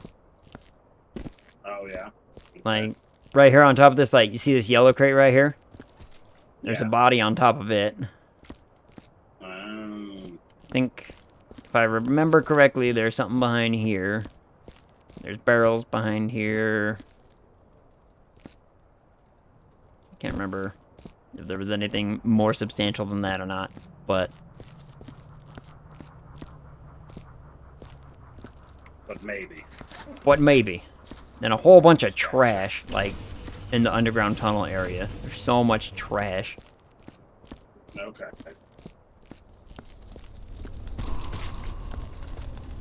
In with the body.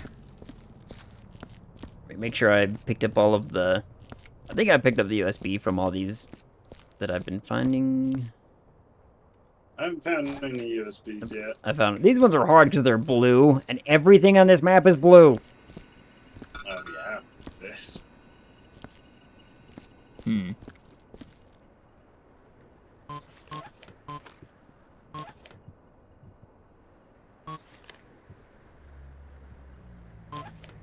Did I pass it? Hold on.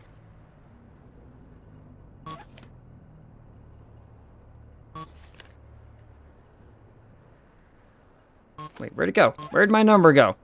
Could have swore it was like number 9 or something. No, not that one. No. Is it number 7? Yeah, it's number 7. I know Ilsitor absolutely loves the boombox, so... Oh, okay. Where do we take the USBs? The blue computer? Over by the gate that we started at. There's a little computer over there on the left.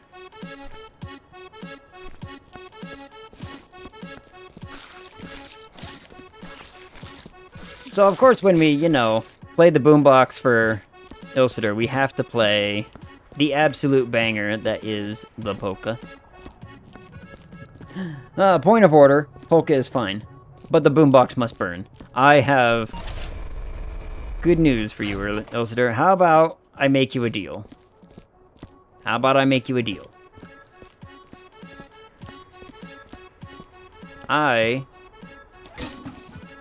Just for you, I'm gonna go over here.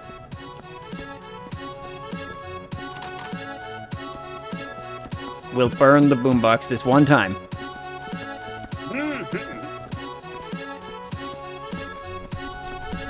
It's done.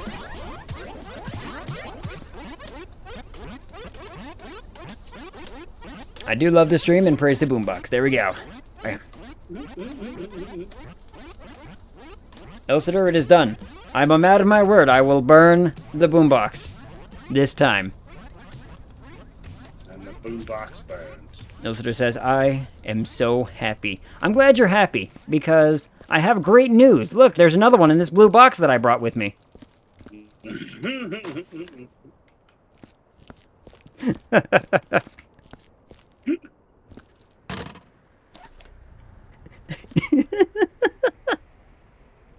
And we get an immediate F-bomb in the chat from Ilsitor.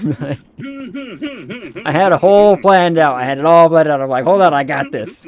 I got this. We will burn the boombox. But look at this cool thing I found in a box. Well played. Thank you, Ilsitor. Well played.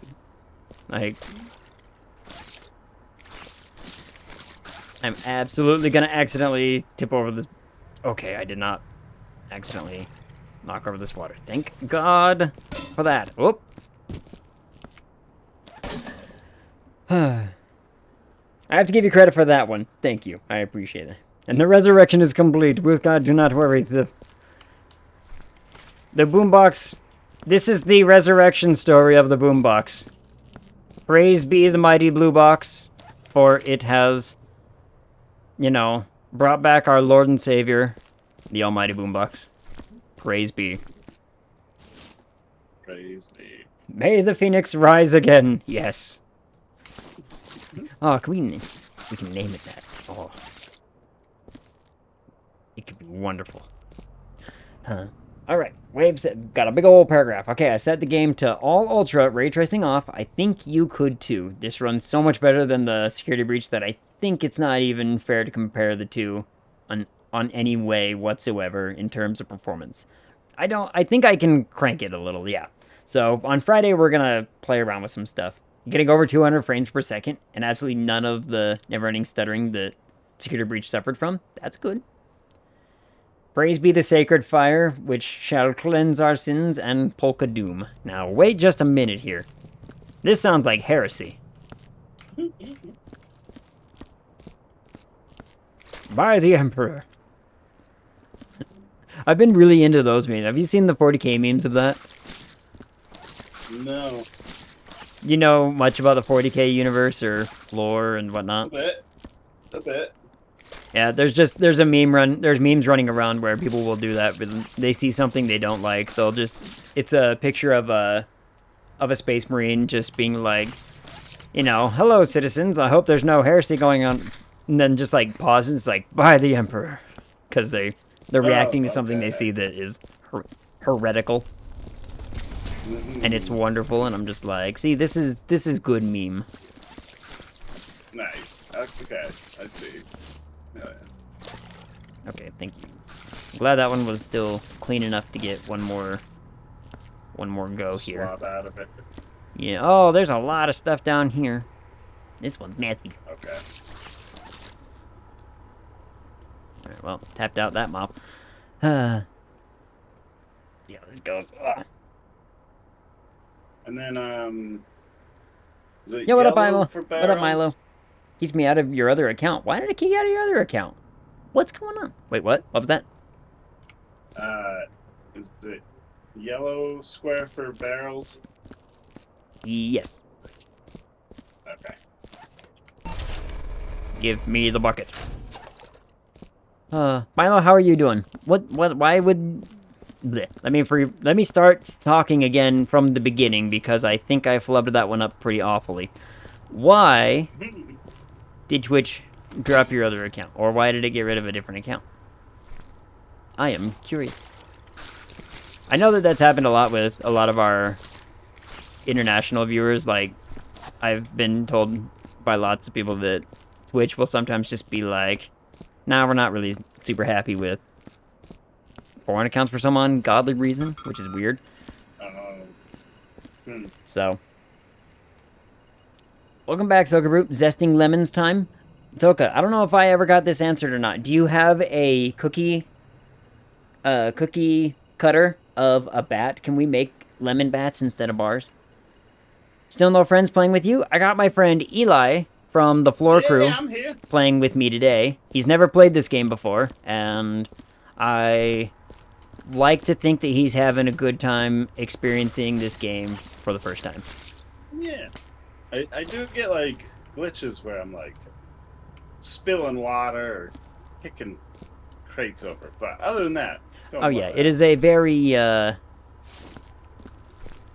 not going to call it prone. unstable, but I'm not going to call it stable either, if that makes sense. Yeah. I'm going to very much call it it's a game that works. Yep. Oh, that sounds bad. Dang it.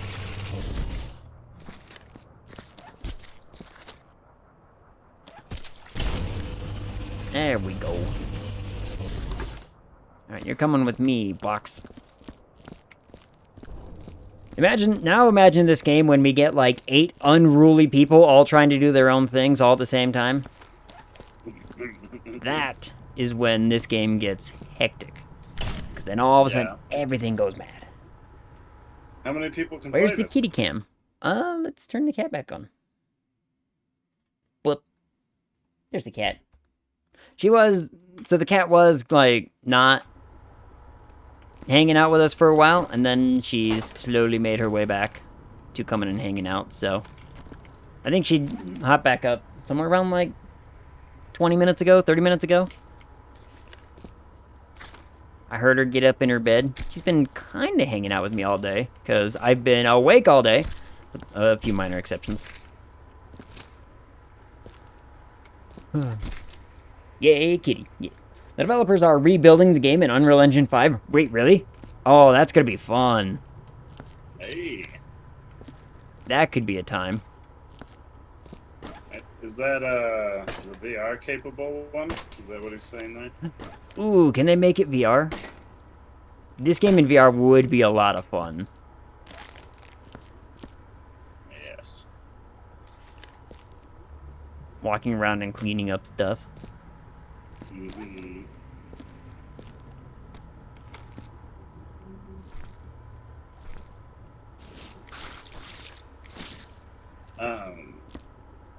There's a AI or an alien VR game on its way. Ooh, really? That could be cool. Mm-hmm. Yep. What kind of game, though? Well, it's going to be an Unreal 5. It's going to be a single-player action horror set in between Alien and Aliens. Okay. This game can already be VR? Oh, really? I didn't know that there was a VR mod for this game already.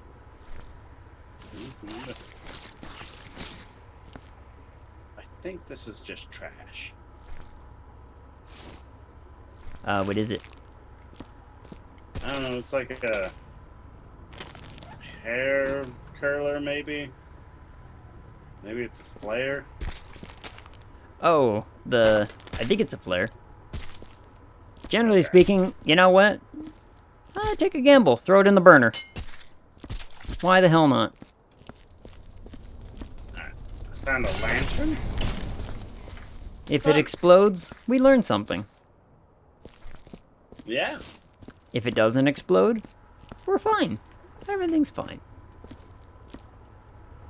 I forgot to bring another box. Son of a biscuit. I forgot to bring another crate thing. Whoop. So, it's kind of in that same vein of like Alien Isolation kind of thing, or I really do think they're shooting for Alien Isolation. The guys who did it, I think the big game they did before was the boxing game. Mm-hmm. But yeah, I could be down for a VR Alien Isolation. That would be terrifying. Oh yeah. 'Cause Alien Isolation did such a good job of making the threat feel like a threat without the implicit like action of violence or shooting and like defense kind of thing, you know? Like the thing just wanders around and you die if it gets to you. Mm-hmm. Which makes it very visceral when confronted.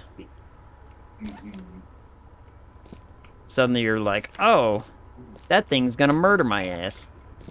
Well, don't let it get to me. That game, I still haven't played through it yet. I've played through some. I haven't, like, finished it. Yeah. But I have played it. So, it's still good. Yeah, By the way, the not gonna first ruin the bit. surprise, but everyone needs to clear their schedules for next Monday. What's next Hold up, what is Monday? next Monday? What is happening next Monday? Hi, Blood Princess. Blue God says, I started Alien Isolation on PS4 and it didn't grab me. But years later, I bought it on a Steam sale and absolutely loved it. And I think I have it 100% on the Steam achievements. I'll tell you after stream. Fabulous. Let me know. It's got to be like, there's a Plague Pals thing happening. And I'm trying to remember what. I'm not getting a part 2 of my Song of Horror yet, am I? Like, I'm excited for that. I forgot about that body hiding there.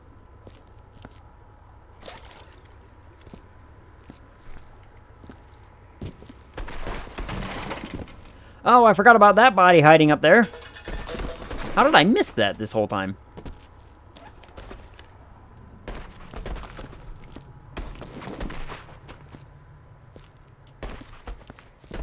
I found a hidden body. Oh Yeah. Where was it? There's a... In one of the underground spaces. I'll show you. Okay. I found some, bug legs. Or alien legs. Alien legs are fun. Let's see, where are you? You down in the tunnel? Yeah, I'm down in a cave. There you are. Trying Oh to yeah, this clean is out the... this bathtub. Yeah, this is like the Thing. Oh, yeah. It's very reminiscent of the Thing. Yeah. Is it Thanks Killing? Oh, hopefully. Emotes never lie. I think I have my scheduled part 2 for the 5th of Never. Aw, come on! I really want that, like, part 2, though. Dynamite? Was it dynamite that I had before? No, there's some dynamite right here, though. Oh, yes. Yeah, there's a couple of those around. Yeah. A little unsure about what to do with it. Man, these tubs are just chock full of alien. I heart my interplanetary conglomerate. I don't know about this one.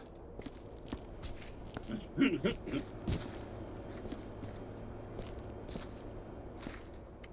there's a lot of dynamite down here. My goodness.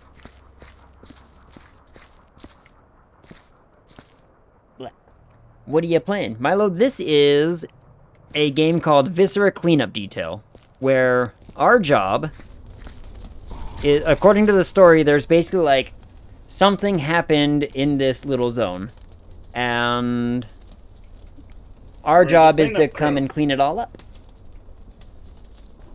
Game about janitorial staff that comes in after the monster has gone on a rampage. Yep, pretty much. Like, our job is to clean up after everything. We gotta pick up all the bullet casings, so that way, you know, when the next crew comes in here and starts their job, everything just runs smoothly. Oh, do you want to see, you want to see if you can find the body?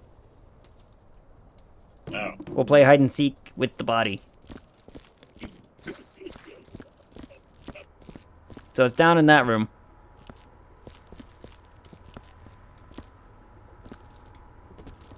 And it's a hidden body. I mean, I didn't see it for a long time. Oh, I see it. Yep. It's right up here. Stuck in the ventilation.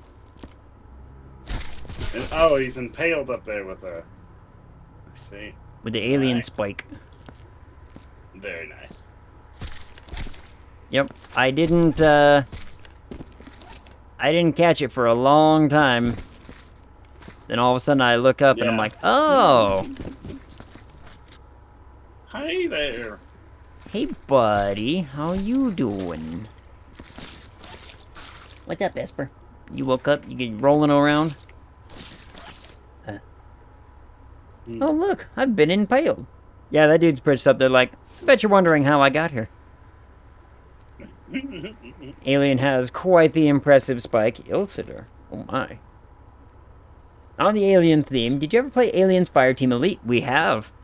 In fact, I played it with... Certainly. I played it with the floor crew. Yeah. It's a good one. That one is, I think, has captured the kind of feel that I want from playing an alien game, especially with, like, friends, you know. Or I guess I should say an aliens game, not an alien game. Yes. Yeah. Isolation does a great alien game. Yeah. Fireteam Elite does a great aliens game. Yep.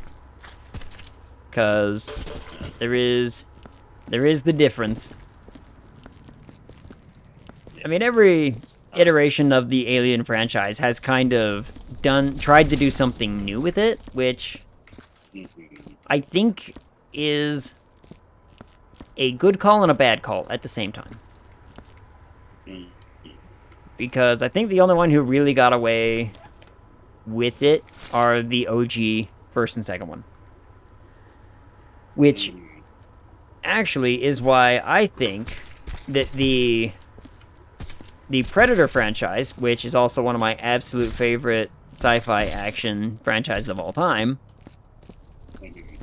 suffers a little bit, is because it has always been sci-fi action Whereas Alien, the Alien franchise, had the ability to say, well, the first one was horror, sci-fi horror, and the second one was sci-fi action.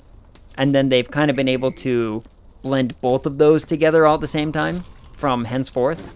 But none of the newest iterations are capable of having a new take on things, right? Right. So it's a little tricky. But Predator has always been sci-fi action. And it can't... And they haven't tried an actual sci-fi horror, which I wonder why. It could be a really cool, like, horror kind of feel. But the problem is that I think it's going to be... People are going to be capable of predicting it too easily. And they're not going to be surprised when it's like, it's a Predator movie. Like, why is that scary? You know? But Alien had the luxury of being able to say, like, they did horror first and then they went to action. And I don't think Predator can ever go backwards and do something like that. It's a real shame. I think with Predator they could do... Got it on Humble, I think. Haven't tried it out yet. It's very satisfying for, like, the run-and-gun kind of shooter Alien kind of game. By the way, is it the... Fight off the Horde. Yeah. I mean, yeah. Illustrator says, by the way, is it the game that has all the beeping in it, or has the homeworld finally returned my calls? I'm fairly certain it's the game that's beeping, I think. Reach the first station thing you mentioned, because death, and it's perfectly fine. Fabulous. The FPS looks low, but that's an effect. Looking at the performance, it's running just fine. Good.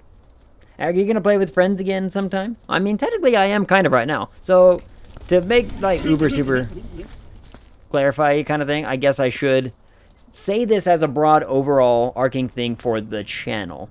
Is that I would classify myself as, like, a variety streamer. Like, I get my rocks off by playing new games a lot. And sometimes they turn multiplayer, sometimes they don't, and, you know, all of that's, like, perfectly fine. But the real run and drum of it is that I will try to play, like, new games almost all the time. Very rarely am I playing a game that I will, like, constantly go back to, apart from, at least not on stream. Like, I do play League of Legends from time to time. However, the reality is that I will try to basically never play that on stream. Because that is a game that has, like, a very wide pool, but it's quite shallow, if you know what I mean. Like, the amount of people streaming it and the type of streamer you have to be to stream that game, I am not it. I see. Like, the people who can get by playing League of Legends as a streamer are the pros, or you have to, like, that's all you do and you just play it over and over and over and over. And sure, while I do play the game a lot, and I could, in theory, play it over and over again, I don't want it to feel like I have to throw my, like, my skill level at it constantly just to try to audience gain, if that makes sense. Does that make sense? Yeah. I think everything's making sense. Yeah. Usually he does. Not once a week, but more people if available. But on average, it's like once a week. Yeah, about once a week. Ultra works. Playing the game, but set everything to high and DLSS to balance. Okay, fabulous. Aw, Ag, don't sell yourself short. I'm sure you could be a scumbag on stream if you really tried. I could try, but it's very much not in my nature to, like, willingly scumbag. It's gotta be very accidental. It's gotta be like, you know, I'm sort of a scumbag. However, it's usually when I'm playing, like, Among Us or something, and I'm like, can't wait to, you know, accidentally murder Ilsitter in this corridor. Accidentally, quote-unquote.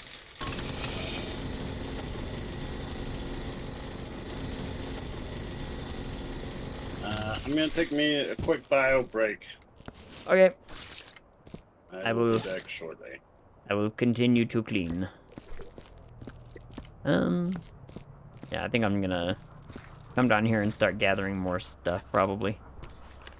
Because there's a lot of stuff down in this cave that you started. Smack. Oh, I'm gonna get a body part. Yeah. Oh, I got 2 of them. You piece of junk.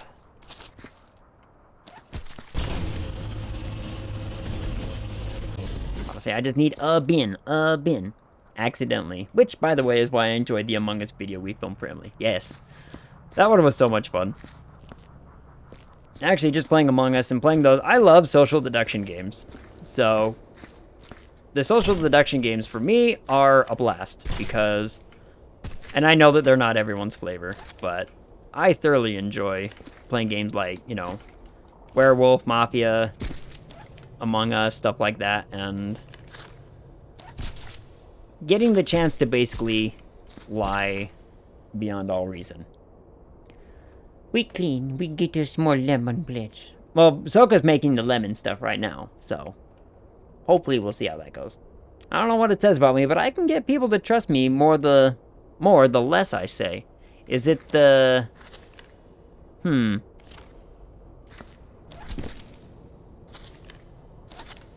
Why can I not pick you up, you stupid spike? Thank you. I wonder why that is, actually. That could be... Is that because of its,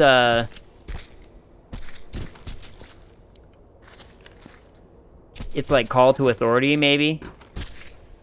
Like, because you see this a lot in psychology and in essentially teaching people how to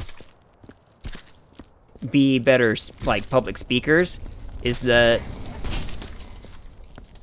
the more you overimpose yourself as an authority figure, there's this hard balance you have to make of, you know, being that level of trustworthy, but also you have to level out and just state the fact that you are an expert in this thing. But then there's the flip side of that in psychology, where you're basically saying, actually, I'm not an expert, but I'm gonna make myself look like one. And those people get trusted all the time for some ungodly reason. And they shouldn't. So I wonder if it's a weird mix of that. Illustrator, are you secretly not an expert in the thing?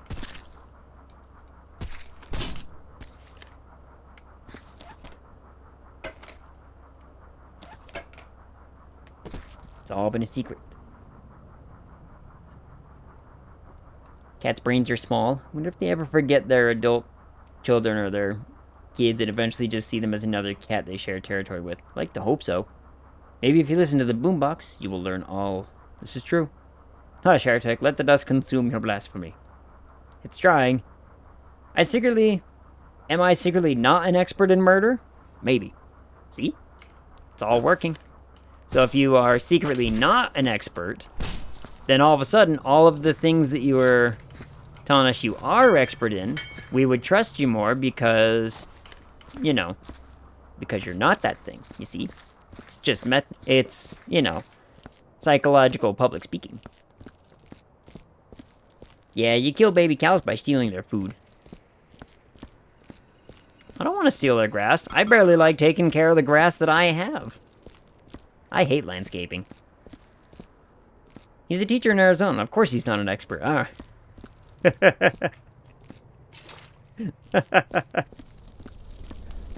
That one brought me a good chuckle.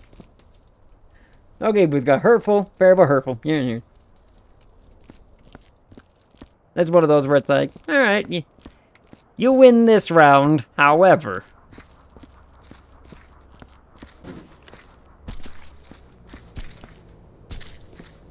Let's see here.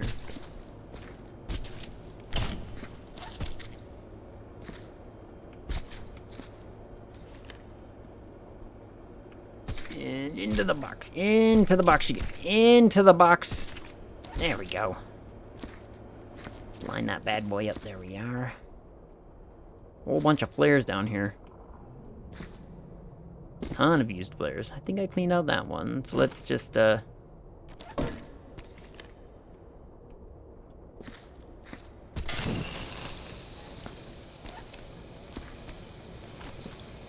Grab all of our flares.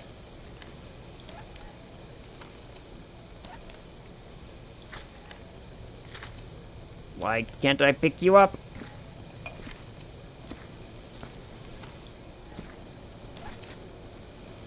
I'm upset that I cannot pick this thing up. Ah. Grass is gross. Agreed. I do not enjoy landscaping in the least bit. Do you not spay or neuter your pets? I don't think so. We're getting smarter, but man, it's a hill to climb. Yeah.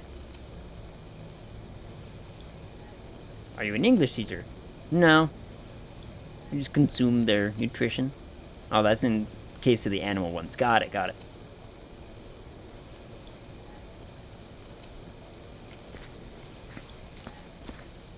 Let's see here.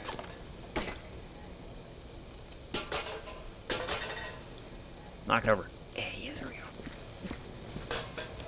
Jesus Christ, Flare, are you ever gonna stop?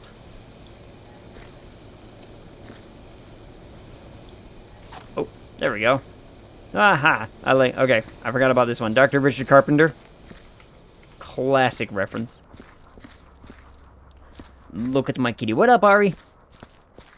I know, isn't my kitty adorable? Hi, Esper. She's so good. I'd rather have a native yard, personally, with a small patch for my non-native sunflowers, because sunflowers make me happy. That would be great. Like, I would be pretty happy with, like, some kind of food garden. Like, if I was growing, like, strawberries or, like, some kind of fruits, that would be a lot of fun. But just general, like, I have to go mow the lawn and, like, rake leaves and all that other shit. It'd be like, no thanks. I'll pass. But I have to do it. And I hate it.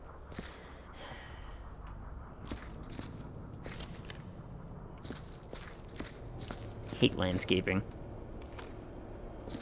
It's among the worst of things. And one of the reasons why I'm over here just, like, adopting the idea of the screw being a homeowner. I would rather, you know, live in an apartment that is comfortable and I don't have to take care of nonsense like that. Because, again, I just hate landscaping. I hate gardening. It sucks. Unless I was able to eat it. In which case, we'll see. 2 sleeps and a wake up. What? 2 sleeps.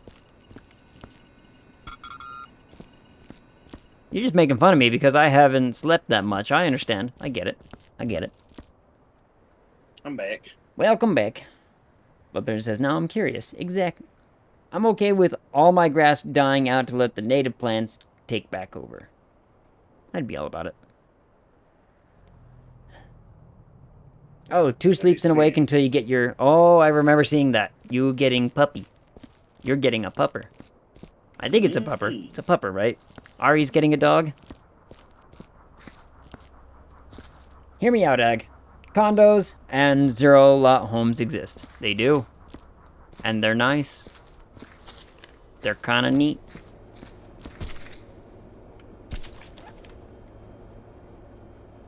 Well, dog better than cat, so I approve. She's a black lab pupper. Yep. Aha. I knew it was a dog.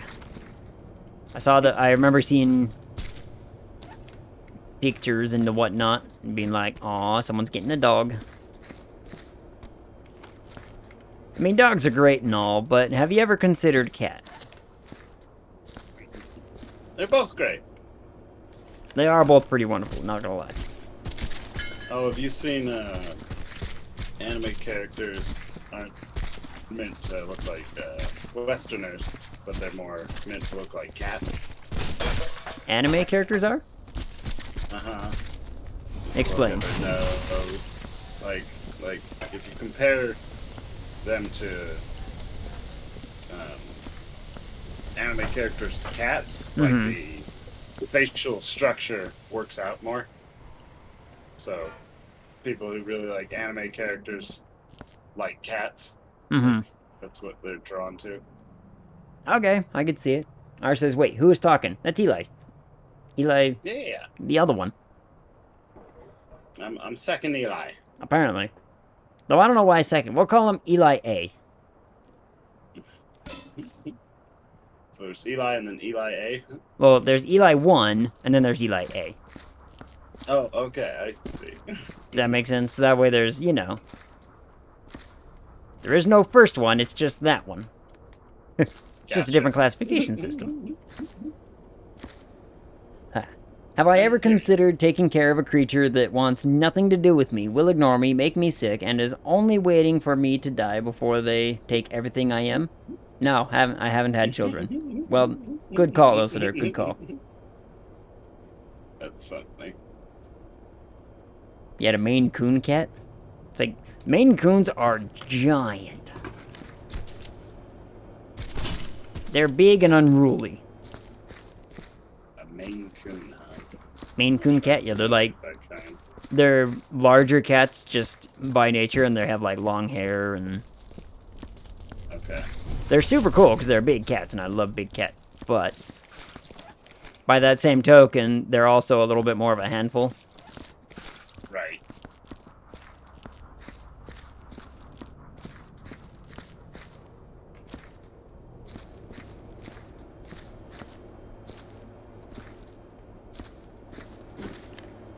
And if you get too big, they're quite a handful. Yep.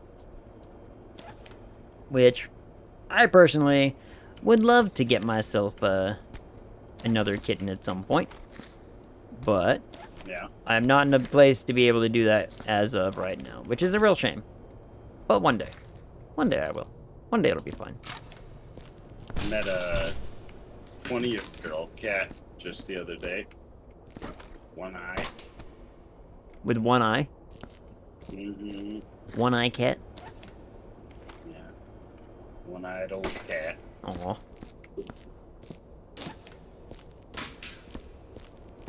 Seemed like he's well taken care of. That's good. Yeah. Better that they're taken care of than, you know, not so much. And I know too many people who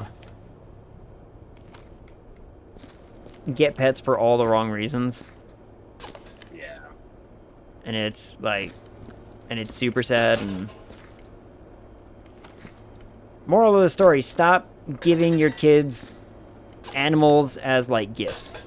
It never works Oh, well. just anyone. Yeah, don't give anyone Life is not a gift. an animal as a gift. Animals as a gift is not the way to do things. It is not. Like, that's one of those things where you gotta actively understand and decide, I am going to be doing this thing. Right. Like, with parents, they can get away with getting your kid a pet if you're willing to be like, if the kid doesn't take care of it, I'm going to. You know? Right.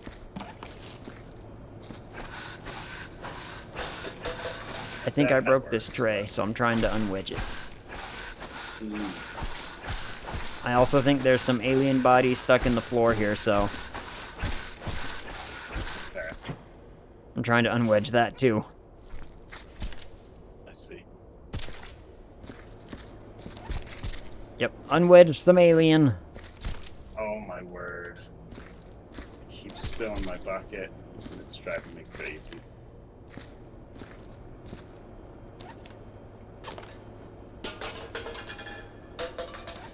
There we go. There we go. I want a snow leopard kitty. That would be adorable. Also very affectionate. Maine Coons are very affectionate cats. They are very dependent cats. Kind of funny enough. Want to Yeah. tenderize you before they eat you. Yeah. A cane corso? Maybe. Tucker says I had one pet.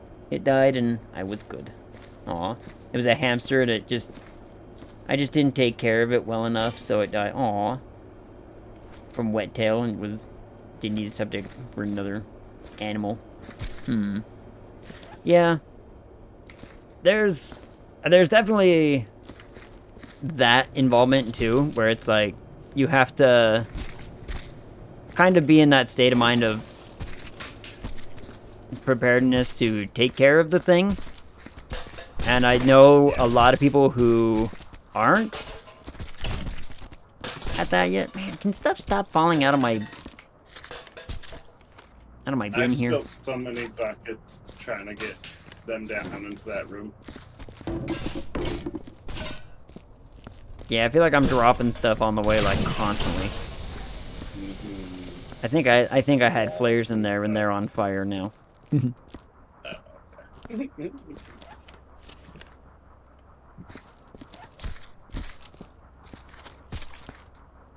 Just gonna relocate these 2 body bits up here before I lose them. Had a pet for nearly 14 years, and I would rather not subject another creature to that. Aw. Zuckerberg's like, I'll appreciate other pets. Yeah, fair. Appreciate my cat.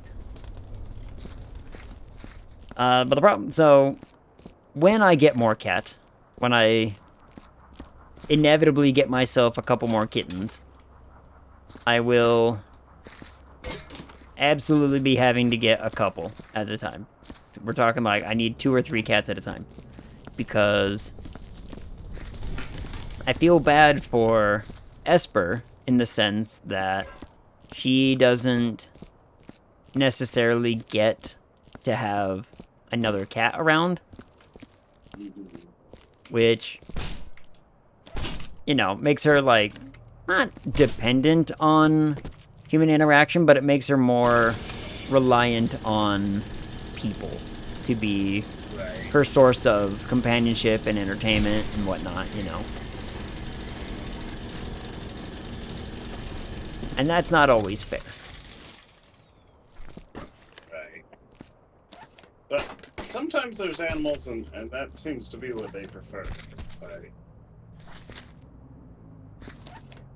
Yeah, some animals can get by just perfectly fine on it. Like, there's a lot of animals that I know just aren't super social.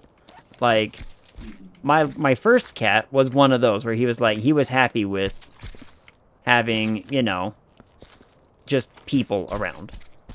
He didn't need other cat. He had my brother's cat to hang out with when he was a kitten, but it wasn't like he needed that. He was pretty good and comfortable all on his own. But Esper, I'm starting to find, she's a super social cat. Like, she needs to have people around, it feels like. Because while she can, like, hang out with me all day, I'll still find her, like, you know, howling and crying at the walls because she's like, no one's here. And I'm like, people are right here. She's so used to having at least somebody around. So, I don't know. It's interesting. I also don't like pet fur everywhere. Yeah, you get used to it. I had said that I wasn't ready for another cat since my boy passed last year, and my sister got her boy this year and ended up with 2. Do you adopt them from the Humane Society? That's what I would do, yes. I would adopt from, you know, humane sources. Not always necessarily from, like, the Humane Society itself. It depends on the center. There are some that are more ethical than others, but I always adopt. The hard part is saying that, like, don't go to pet stores is also a bad thing, because pet stores are essentially also, you know, working in the same vein that a Humane Society is, but they're just doing it for more profit. However, if all of a sudden nobody went to pet stores anymore, pet stores would just be like, well, get rid of the animals, and they would turn into the problematic, you know, shelters that we already have. Yeah. And so it's just a weird little, like, endless cycle of, well, this could, you know, not benefit anybody. So it's a weird dynamic there that needs some exploring and fixing and working out. Yeah. But generally speaking, I would probably just adopt 2 kittens from the same litter. 2 or 3 from the same litter. If not capable of the same litter, you know, different. But it's usually not very hard to get kittens all in the same lump. Herding cats? Is that what you're talking about? Kind of. Like when you adopt cats, or when you adopt any animal, it's usually better if you're gonna get more than one to get them from the same, like, litter or, you know, grouping, so that way they're already familiar with each other. Because introducing a new animal can be tricky at times. It can. Certainly. Alright, elevator, I'm gonna need you to go down. Faster, thank you. You want more tatties? Yeah, maybe. I want a black cat, a brown and white marbled cat, and I would love a Sphinx cat, but I understand that they have their problems and you need to just be careful with Sphinx cats. But I think they're adorable. Like skin problems? Like Well, they just have like their own, yeah, like their own kind of attention needs and their cleaning and whatnot. But I think Sphinx cats are really cute. Yeah. I might be in a minority on that one, but I think they're adorable. I know a couple with 2 Sphinx cats. And how are they? One of them really wants to like chill on your shoulder. Like that's like even like if you're standing up, it's like, can I sit on that shoulder? It's just constantly like looking for a perch. Mm-hmm. Yeah. Like, how easily can I get up there? The other one kind of leaves me alone, but one of them is like constantly, can I sit on your shoulder? Yeah. Yeah, super social in the sense that it's like, you know, wants to hang out with people and whatnot. Mm-hmm. Yep. Yeah.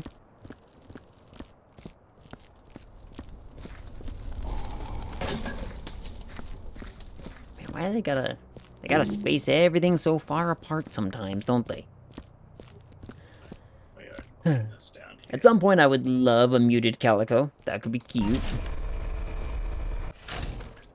I don't really think I have a specific breed of cat in mind of like, would I prefer one cat looking over the other or something?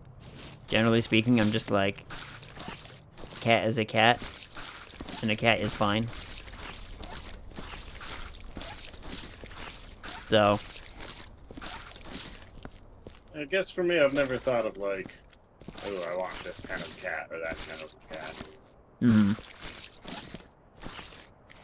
yeah, I've always just kind of looked at them like, I want cat. Well, what is the cat? Right. You know, what kind of cat do you want? One with ears and a tail? I mean, what's the question here? One without anger issues? That one would be nice too. One that's like actually lovable and wants to be a nice cat. I got lucky with Esper. She's uber lovable, but when she plays, she is very physical. She wants to fight. Oh, yeah. She wants to run around and fight. So. Well, males usually are the more affectionate ones, right? It depends. I think so. Over the course of their entire lifetime, the female cats will be more playful and more affectionate, and males will get to a point where they will become less playful and more just like, I just want to hang out, you know? Yeah. Which I think a lot of people will perceive as affection. Because they're like, oh, my cat just wants to be around me. And it's like, yeah, that is, you know, a type of affection. Sure, granted.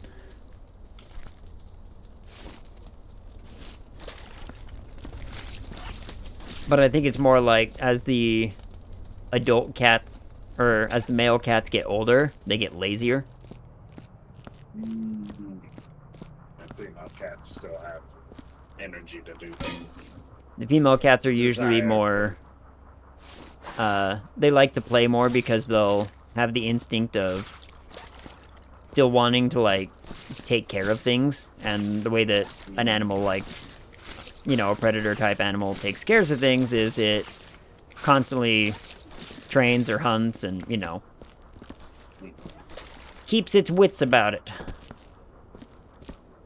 So, kind of depends. Let's see. Yeah. Petting a Sphinx cat makes me think that's what petting the arm of your great-grandparents would be like. Just like, you got skin. No, because old Ragdolls are people, fluffy. their skin gets really thin. Yeah. Personality is what matters most to me. Yeah, I just want a good cat. We're getting hammered here. Get ready. Oh, it's the sandstorm, huh? You hear the winds picking up outside the window and everything. It was storming here earlier today. It was kind of nice. Old males smell. Yeah, they stop. The older the cat gets, like I said, they just get lazy. And they'll kind of backseat their, you know, their cleaning habits and whatnot. You might have to start trying to clean your cat or give your cat baths, which a lot of older cats are going to be, like, adverse to. Especially if you haven't done it a whole life. Right. So, that's why, like, my next cats, I really want to get them accustomed to, hey, I am allowed to clean you. You know, this is how I will clean. And then get them used to, like, a harness as well as kittens, so that way I can actually take them outside and in a safe, you know, controlled manner, rather than just, be free, cat, come back when you're hungry. Although, a lot of cats, once they've imprinted on a place, They're pretty familiar with being able to come back to it. They know where the food is. Yeah, Is what it really comes down to. Like, spooked and bolt somewhere, you know, Yeah. that's when they like, wait, where was I again? I don't know. Yep. That happened to one streamer I watched. His cat, like, was very much an indoor cat and got out at some point and was like, what do I do? And was freaking out. And then fire department came to try to get him off of their roof, which is where he was stuck at, but it was raining and the fireman slipped and it scared the cat and the cat just made a break for it and ran off into the woods, and they didn't see the cat for, like, you know, a year or so. I can't remember the exact timeline, but it was long enough to the point where they were like, finding cat is going to be a tricky one, you know. Yeah. But they did end up finding him again, so. Good. They had to reintroduce him to their new cats and their old cats alike. Oh, Be like, wow. because he had been, So long. well, he'd been out in the wild for a year and had a new smell. 7 months. Makes sense. Zuckerbrew knows, because I know she watches Jeremy too. So. Oh, you piece of shit. Whew, caught it before it could make a mess. Good job. Dingly hand, dingly hand. I don't think I'm gonna worry too much about the barrels this time. Let's just clean, and then we'll, you know, Sounds good. find a wrap point. We're not gonna worry about the barrels. Yeah, I was about to say that about the Dooley cat. Yep, it was Jeremy's cat that's what ended up happening is Scooter got spooked and made a break for it.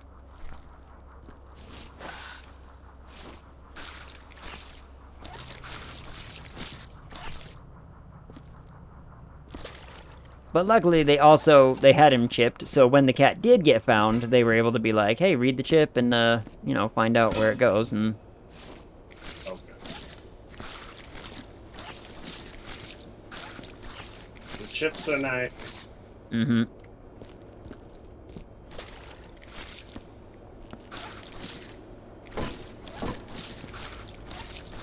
Especially if you're going to be letting your cat go outside, it's going to be one of those, like, you know, you should Slap a chip on a cat.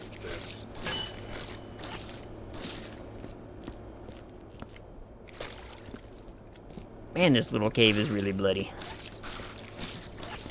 It is.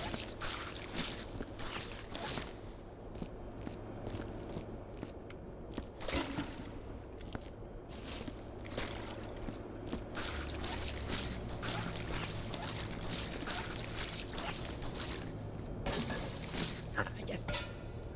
Why? Every time I do this little step towards it, and then it glitches me forward. It hitches up and breaks everything. Uh-huh. Mm-hmm.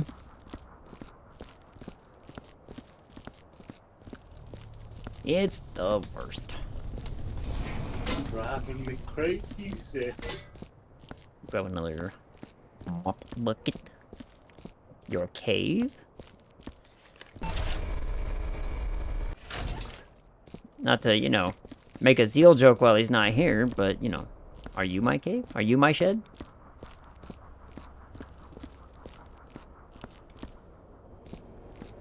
Not sure what that's supposed to mean. They were playing a game at some point and they couldn't. I think it was Emily who said, or who was it? Was it Zeal that said it, or did Zeal just basically steal that quote from somebody else?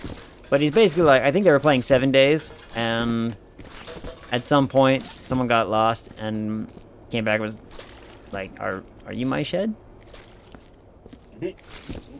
Oh, okay. I see. Because they were trying to find their little shed base. Yeah. He's here in spirit, and because of the missing spleen. Yep. Which we will not blame anybody for. A missing spleen, hmm?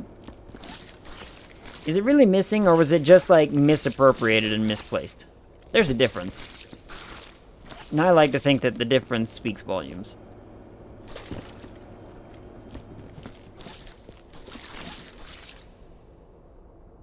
Alright. This cave is clean.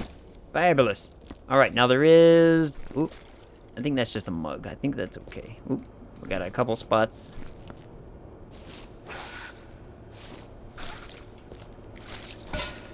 Right here. Think that's good. Okay, so now this little gizmo. Makes lanterns. And first aid kits. That... So there's a couple of these little spots where we have to slap these into. Oh, yes. I've seen that. Okay. Yeah, once you see the look of the... Oh, yeah, I know where that thing can go. It's like right out. Yeah. Just got it.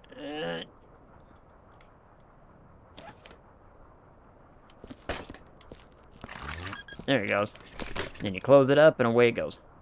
There's a couple of them Alright. hiding around here. Yeah. One.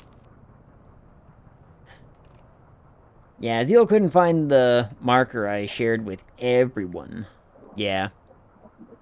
That was I knew it was 7 days or something along those lines. It's like, it's right here, and it's like, is this the spot? Oh no, the bucket! All clean.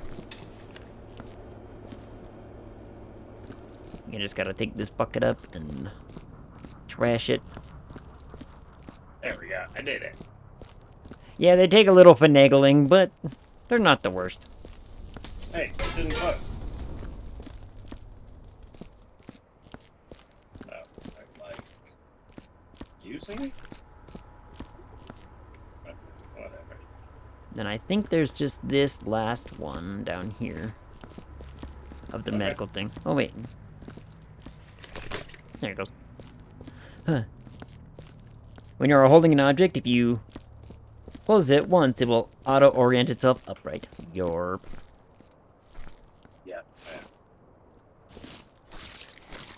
Whew. Had just enough clean mop left to get that one. I don't think this level has any bullet holes in it either, funny enough. I think it's all flamethrower and flare on this map. Click it once and it'll auto. Yeah. You just click it and it just fixes. That's not what I wanted to do at all. I wanted to set it down and it decided it wanted to throw itself. I just found another first aid kit spot. Okay. So you grab one, I'll grab one, and then we should be good, I think. Alright. I'm gonna clean up this small mess that happened as a result of a bucket deciding it wanted no longer to be useful to me. Son of a bitch. Ankle. Well, it worked out. Hooray! Oh, I accidentally knocked it over and caused a problem, so. Minor details. Everything Ag touches wants to throw. Explains Overwatch. Sorry, not sorry. Understand.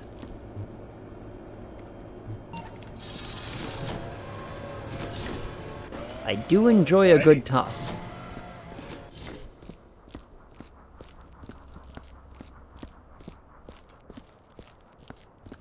Go up, barrel.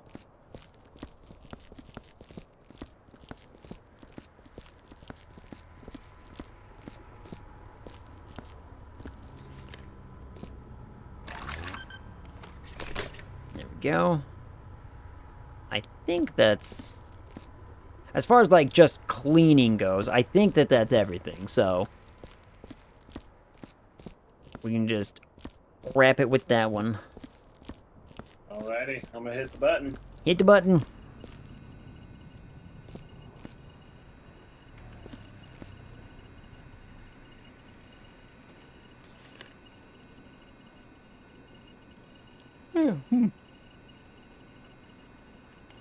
Do enjoy me a good Overwatch murder from time to time, though. I'm not gonna lie. Please wait for your fellow technicians or lead senior technician to finish their shift. Approach the lead technician, ask for authorization to leave work site. Failure to assist your colleagues or disregard a lead technician rules. So, an immediate termination. Does that mean you have to do it? Oh, wait, what does it say? Go for it. It says, like, the lead technician needs to do it. Oh, okay, I'll do it.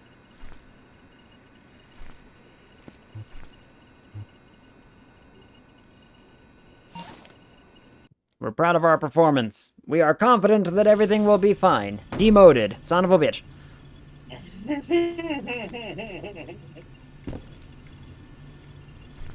89%?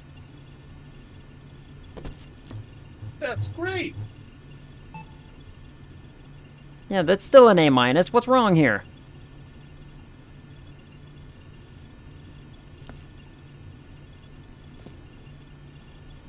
Filled in particles in the IR form. This serves as company record, blah, blah, blah. Lower the forms in the worksite nonsense. What was wrong? I'm betting we missed, like, a body up top or something. There may have been something we didn't miss. B+, I'm not rounding your grade. Well, son of... Alright, I understand. I'll take a B+, though. Like, B+ is still not bad. I forgot to use the, muck Guyver. That probably helps, right? Yeah. I mean, that thing will tell us, hey, here's the thing. Also, I don't know why the game is imprinted, like, the machine into my vision so badly, but... I've got some imprinting as well. Yeah. It's kind of ghosty, but... Yeah. Super weird. Yep. I'm just looking to see where it says that we missed, like, bullet casings, or did we miss, like, random bits? I can't really tell. Ah, well. Oh, wait, there it is.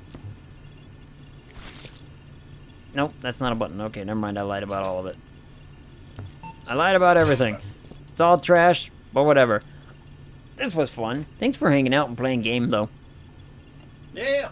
These were fun. And for hearing out my alien theory. You're gonna have to relay that one to people and see what thoughts actually end up happening to be. Yeah. Because, I'll talk about it with people. yep, I think it can hold some, decent amount of water. You're like the student that had a B minus going into the final and told me he wasn't taking the final because he only needed a C, so I gave him a C.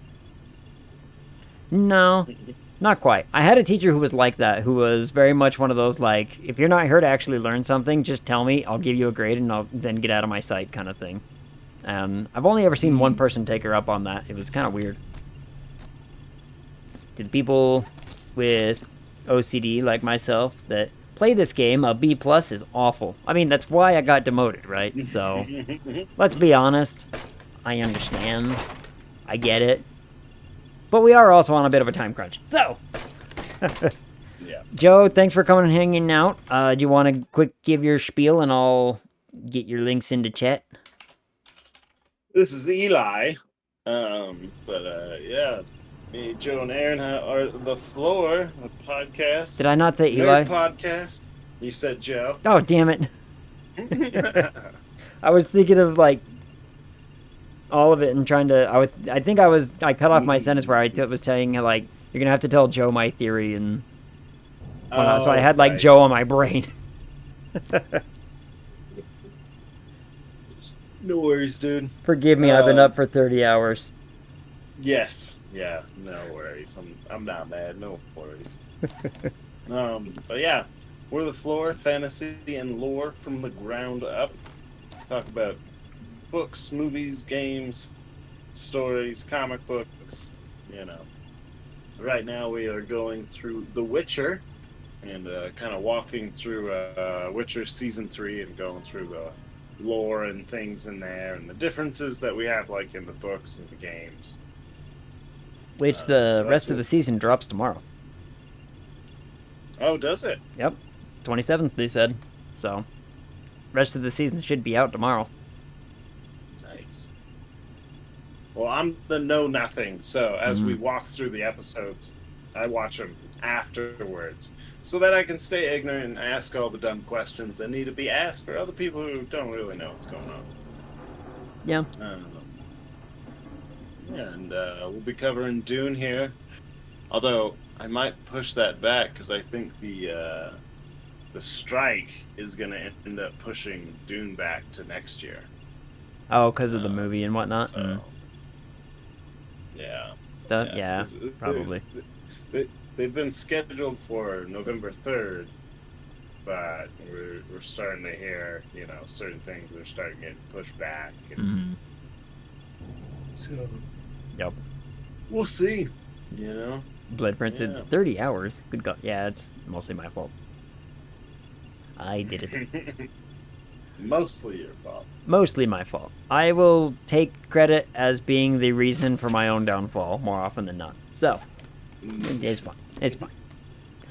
Huh.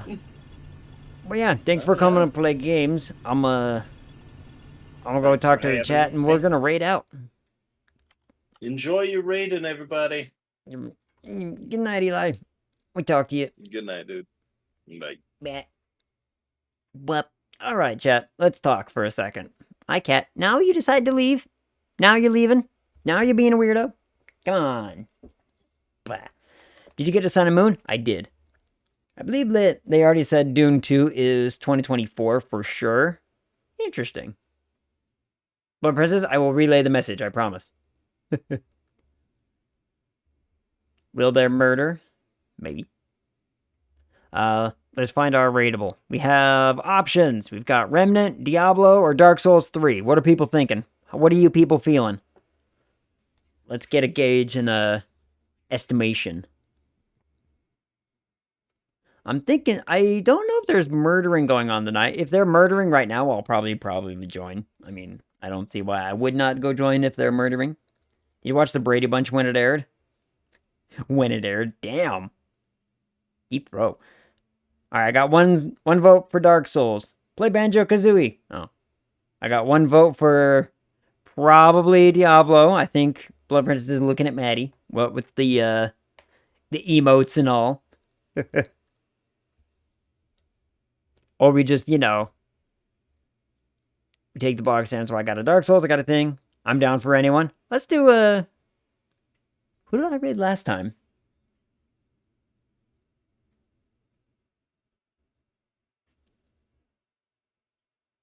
I can't remember. We'll do. I really haven't really seen you play a shooter. Yeah, not much. Other than Overwatch. Yeah, not much. I'm not huge on the shooters. Let's do. Kron, pick a number between 1 and 10.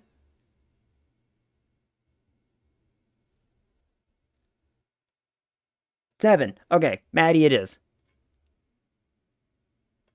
I had a higher low, so we'll set that up. All right, let's talk quick schedule because I got everything all squared up. Friday, I am playing Security Breach Ruin.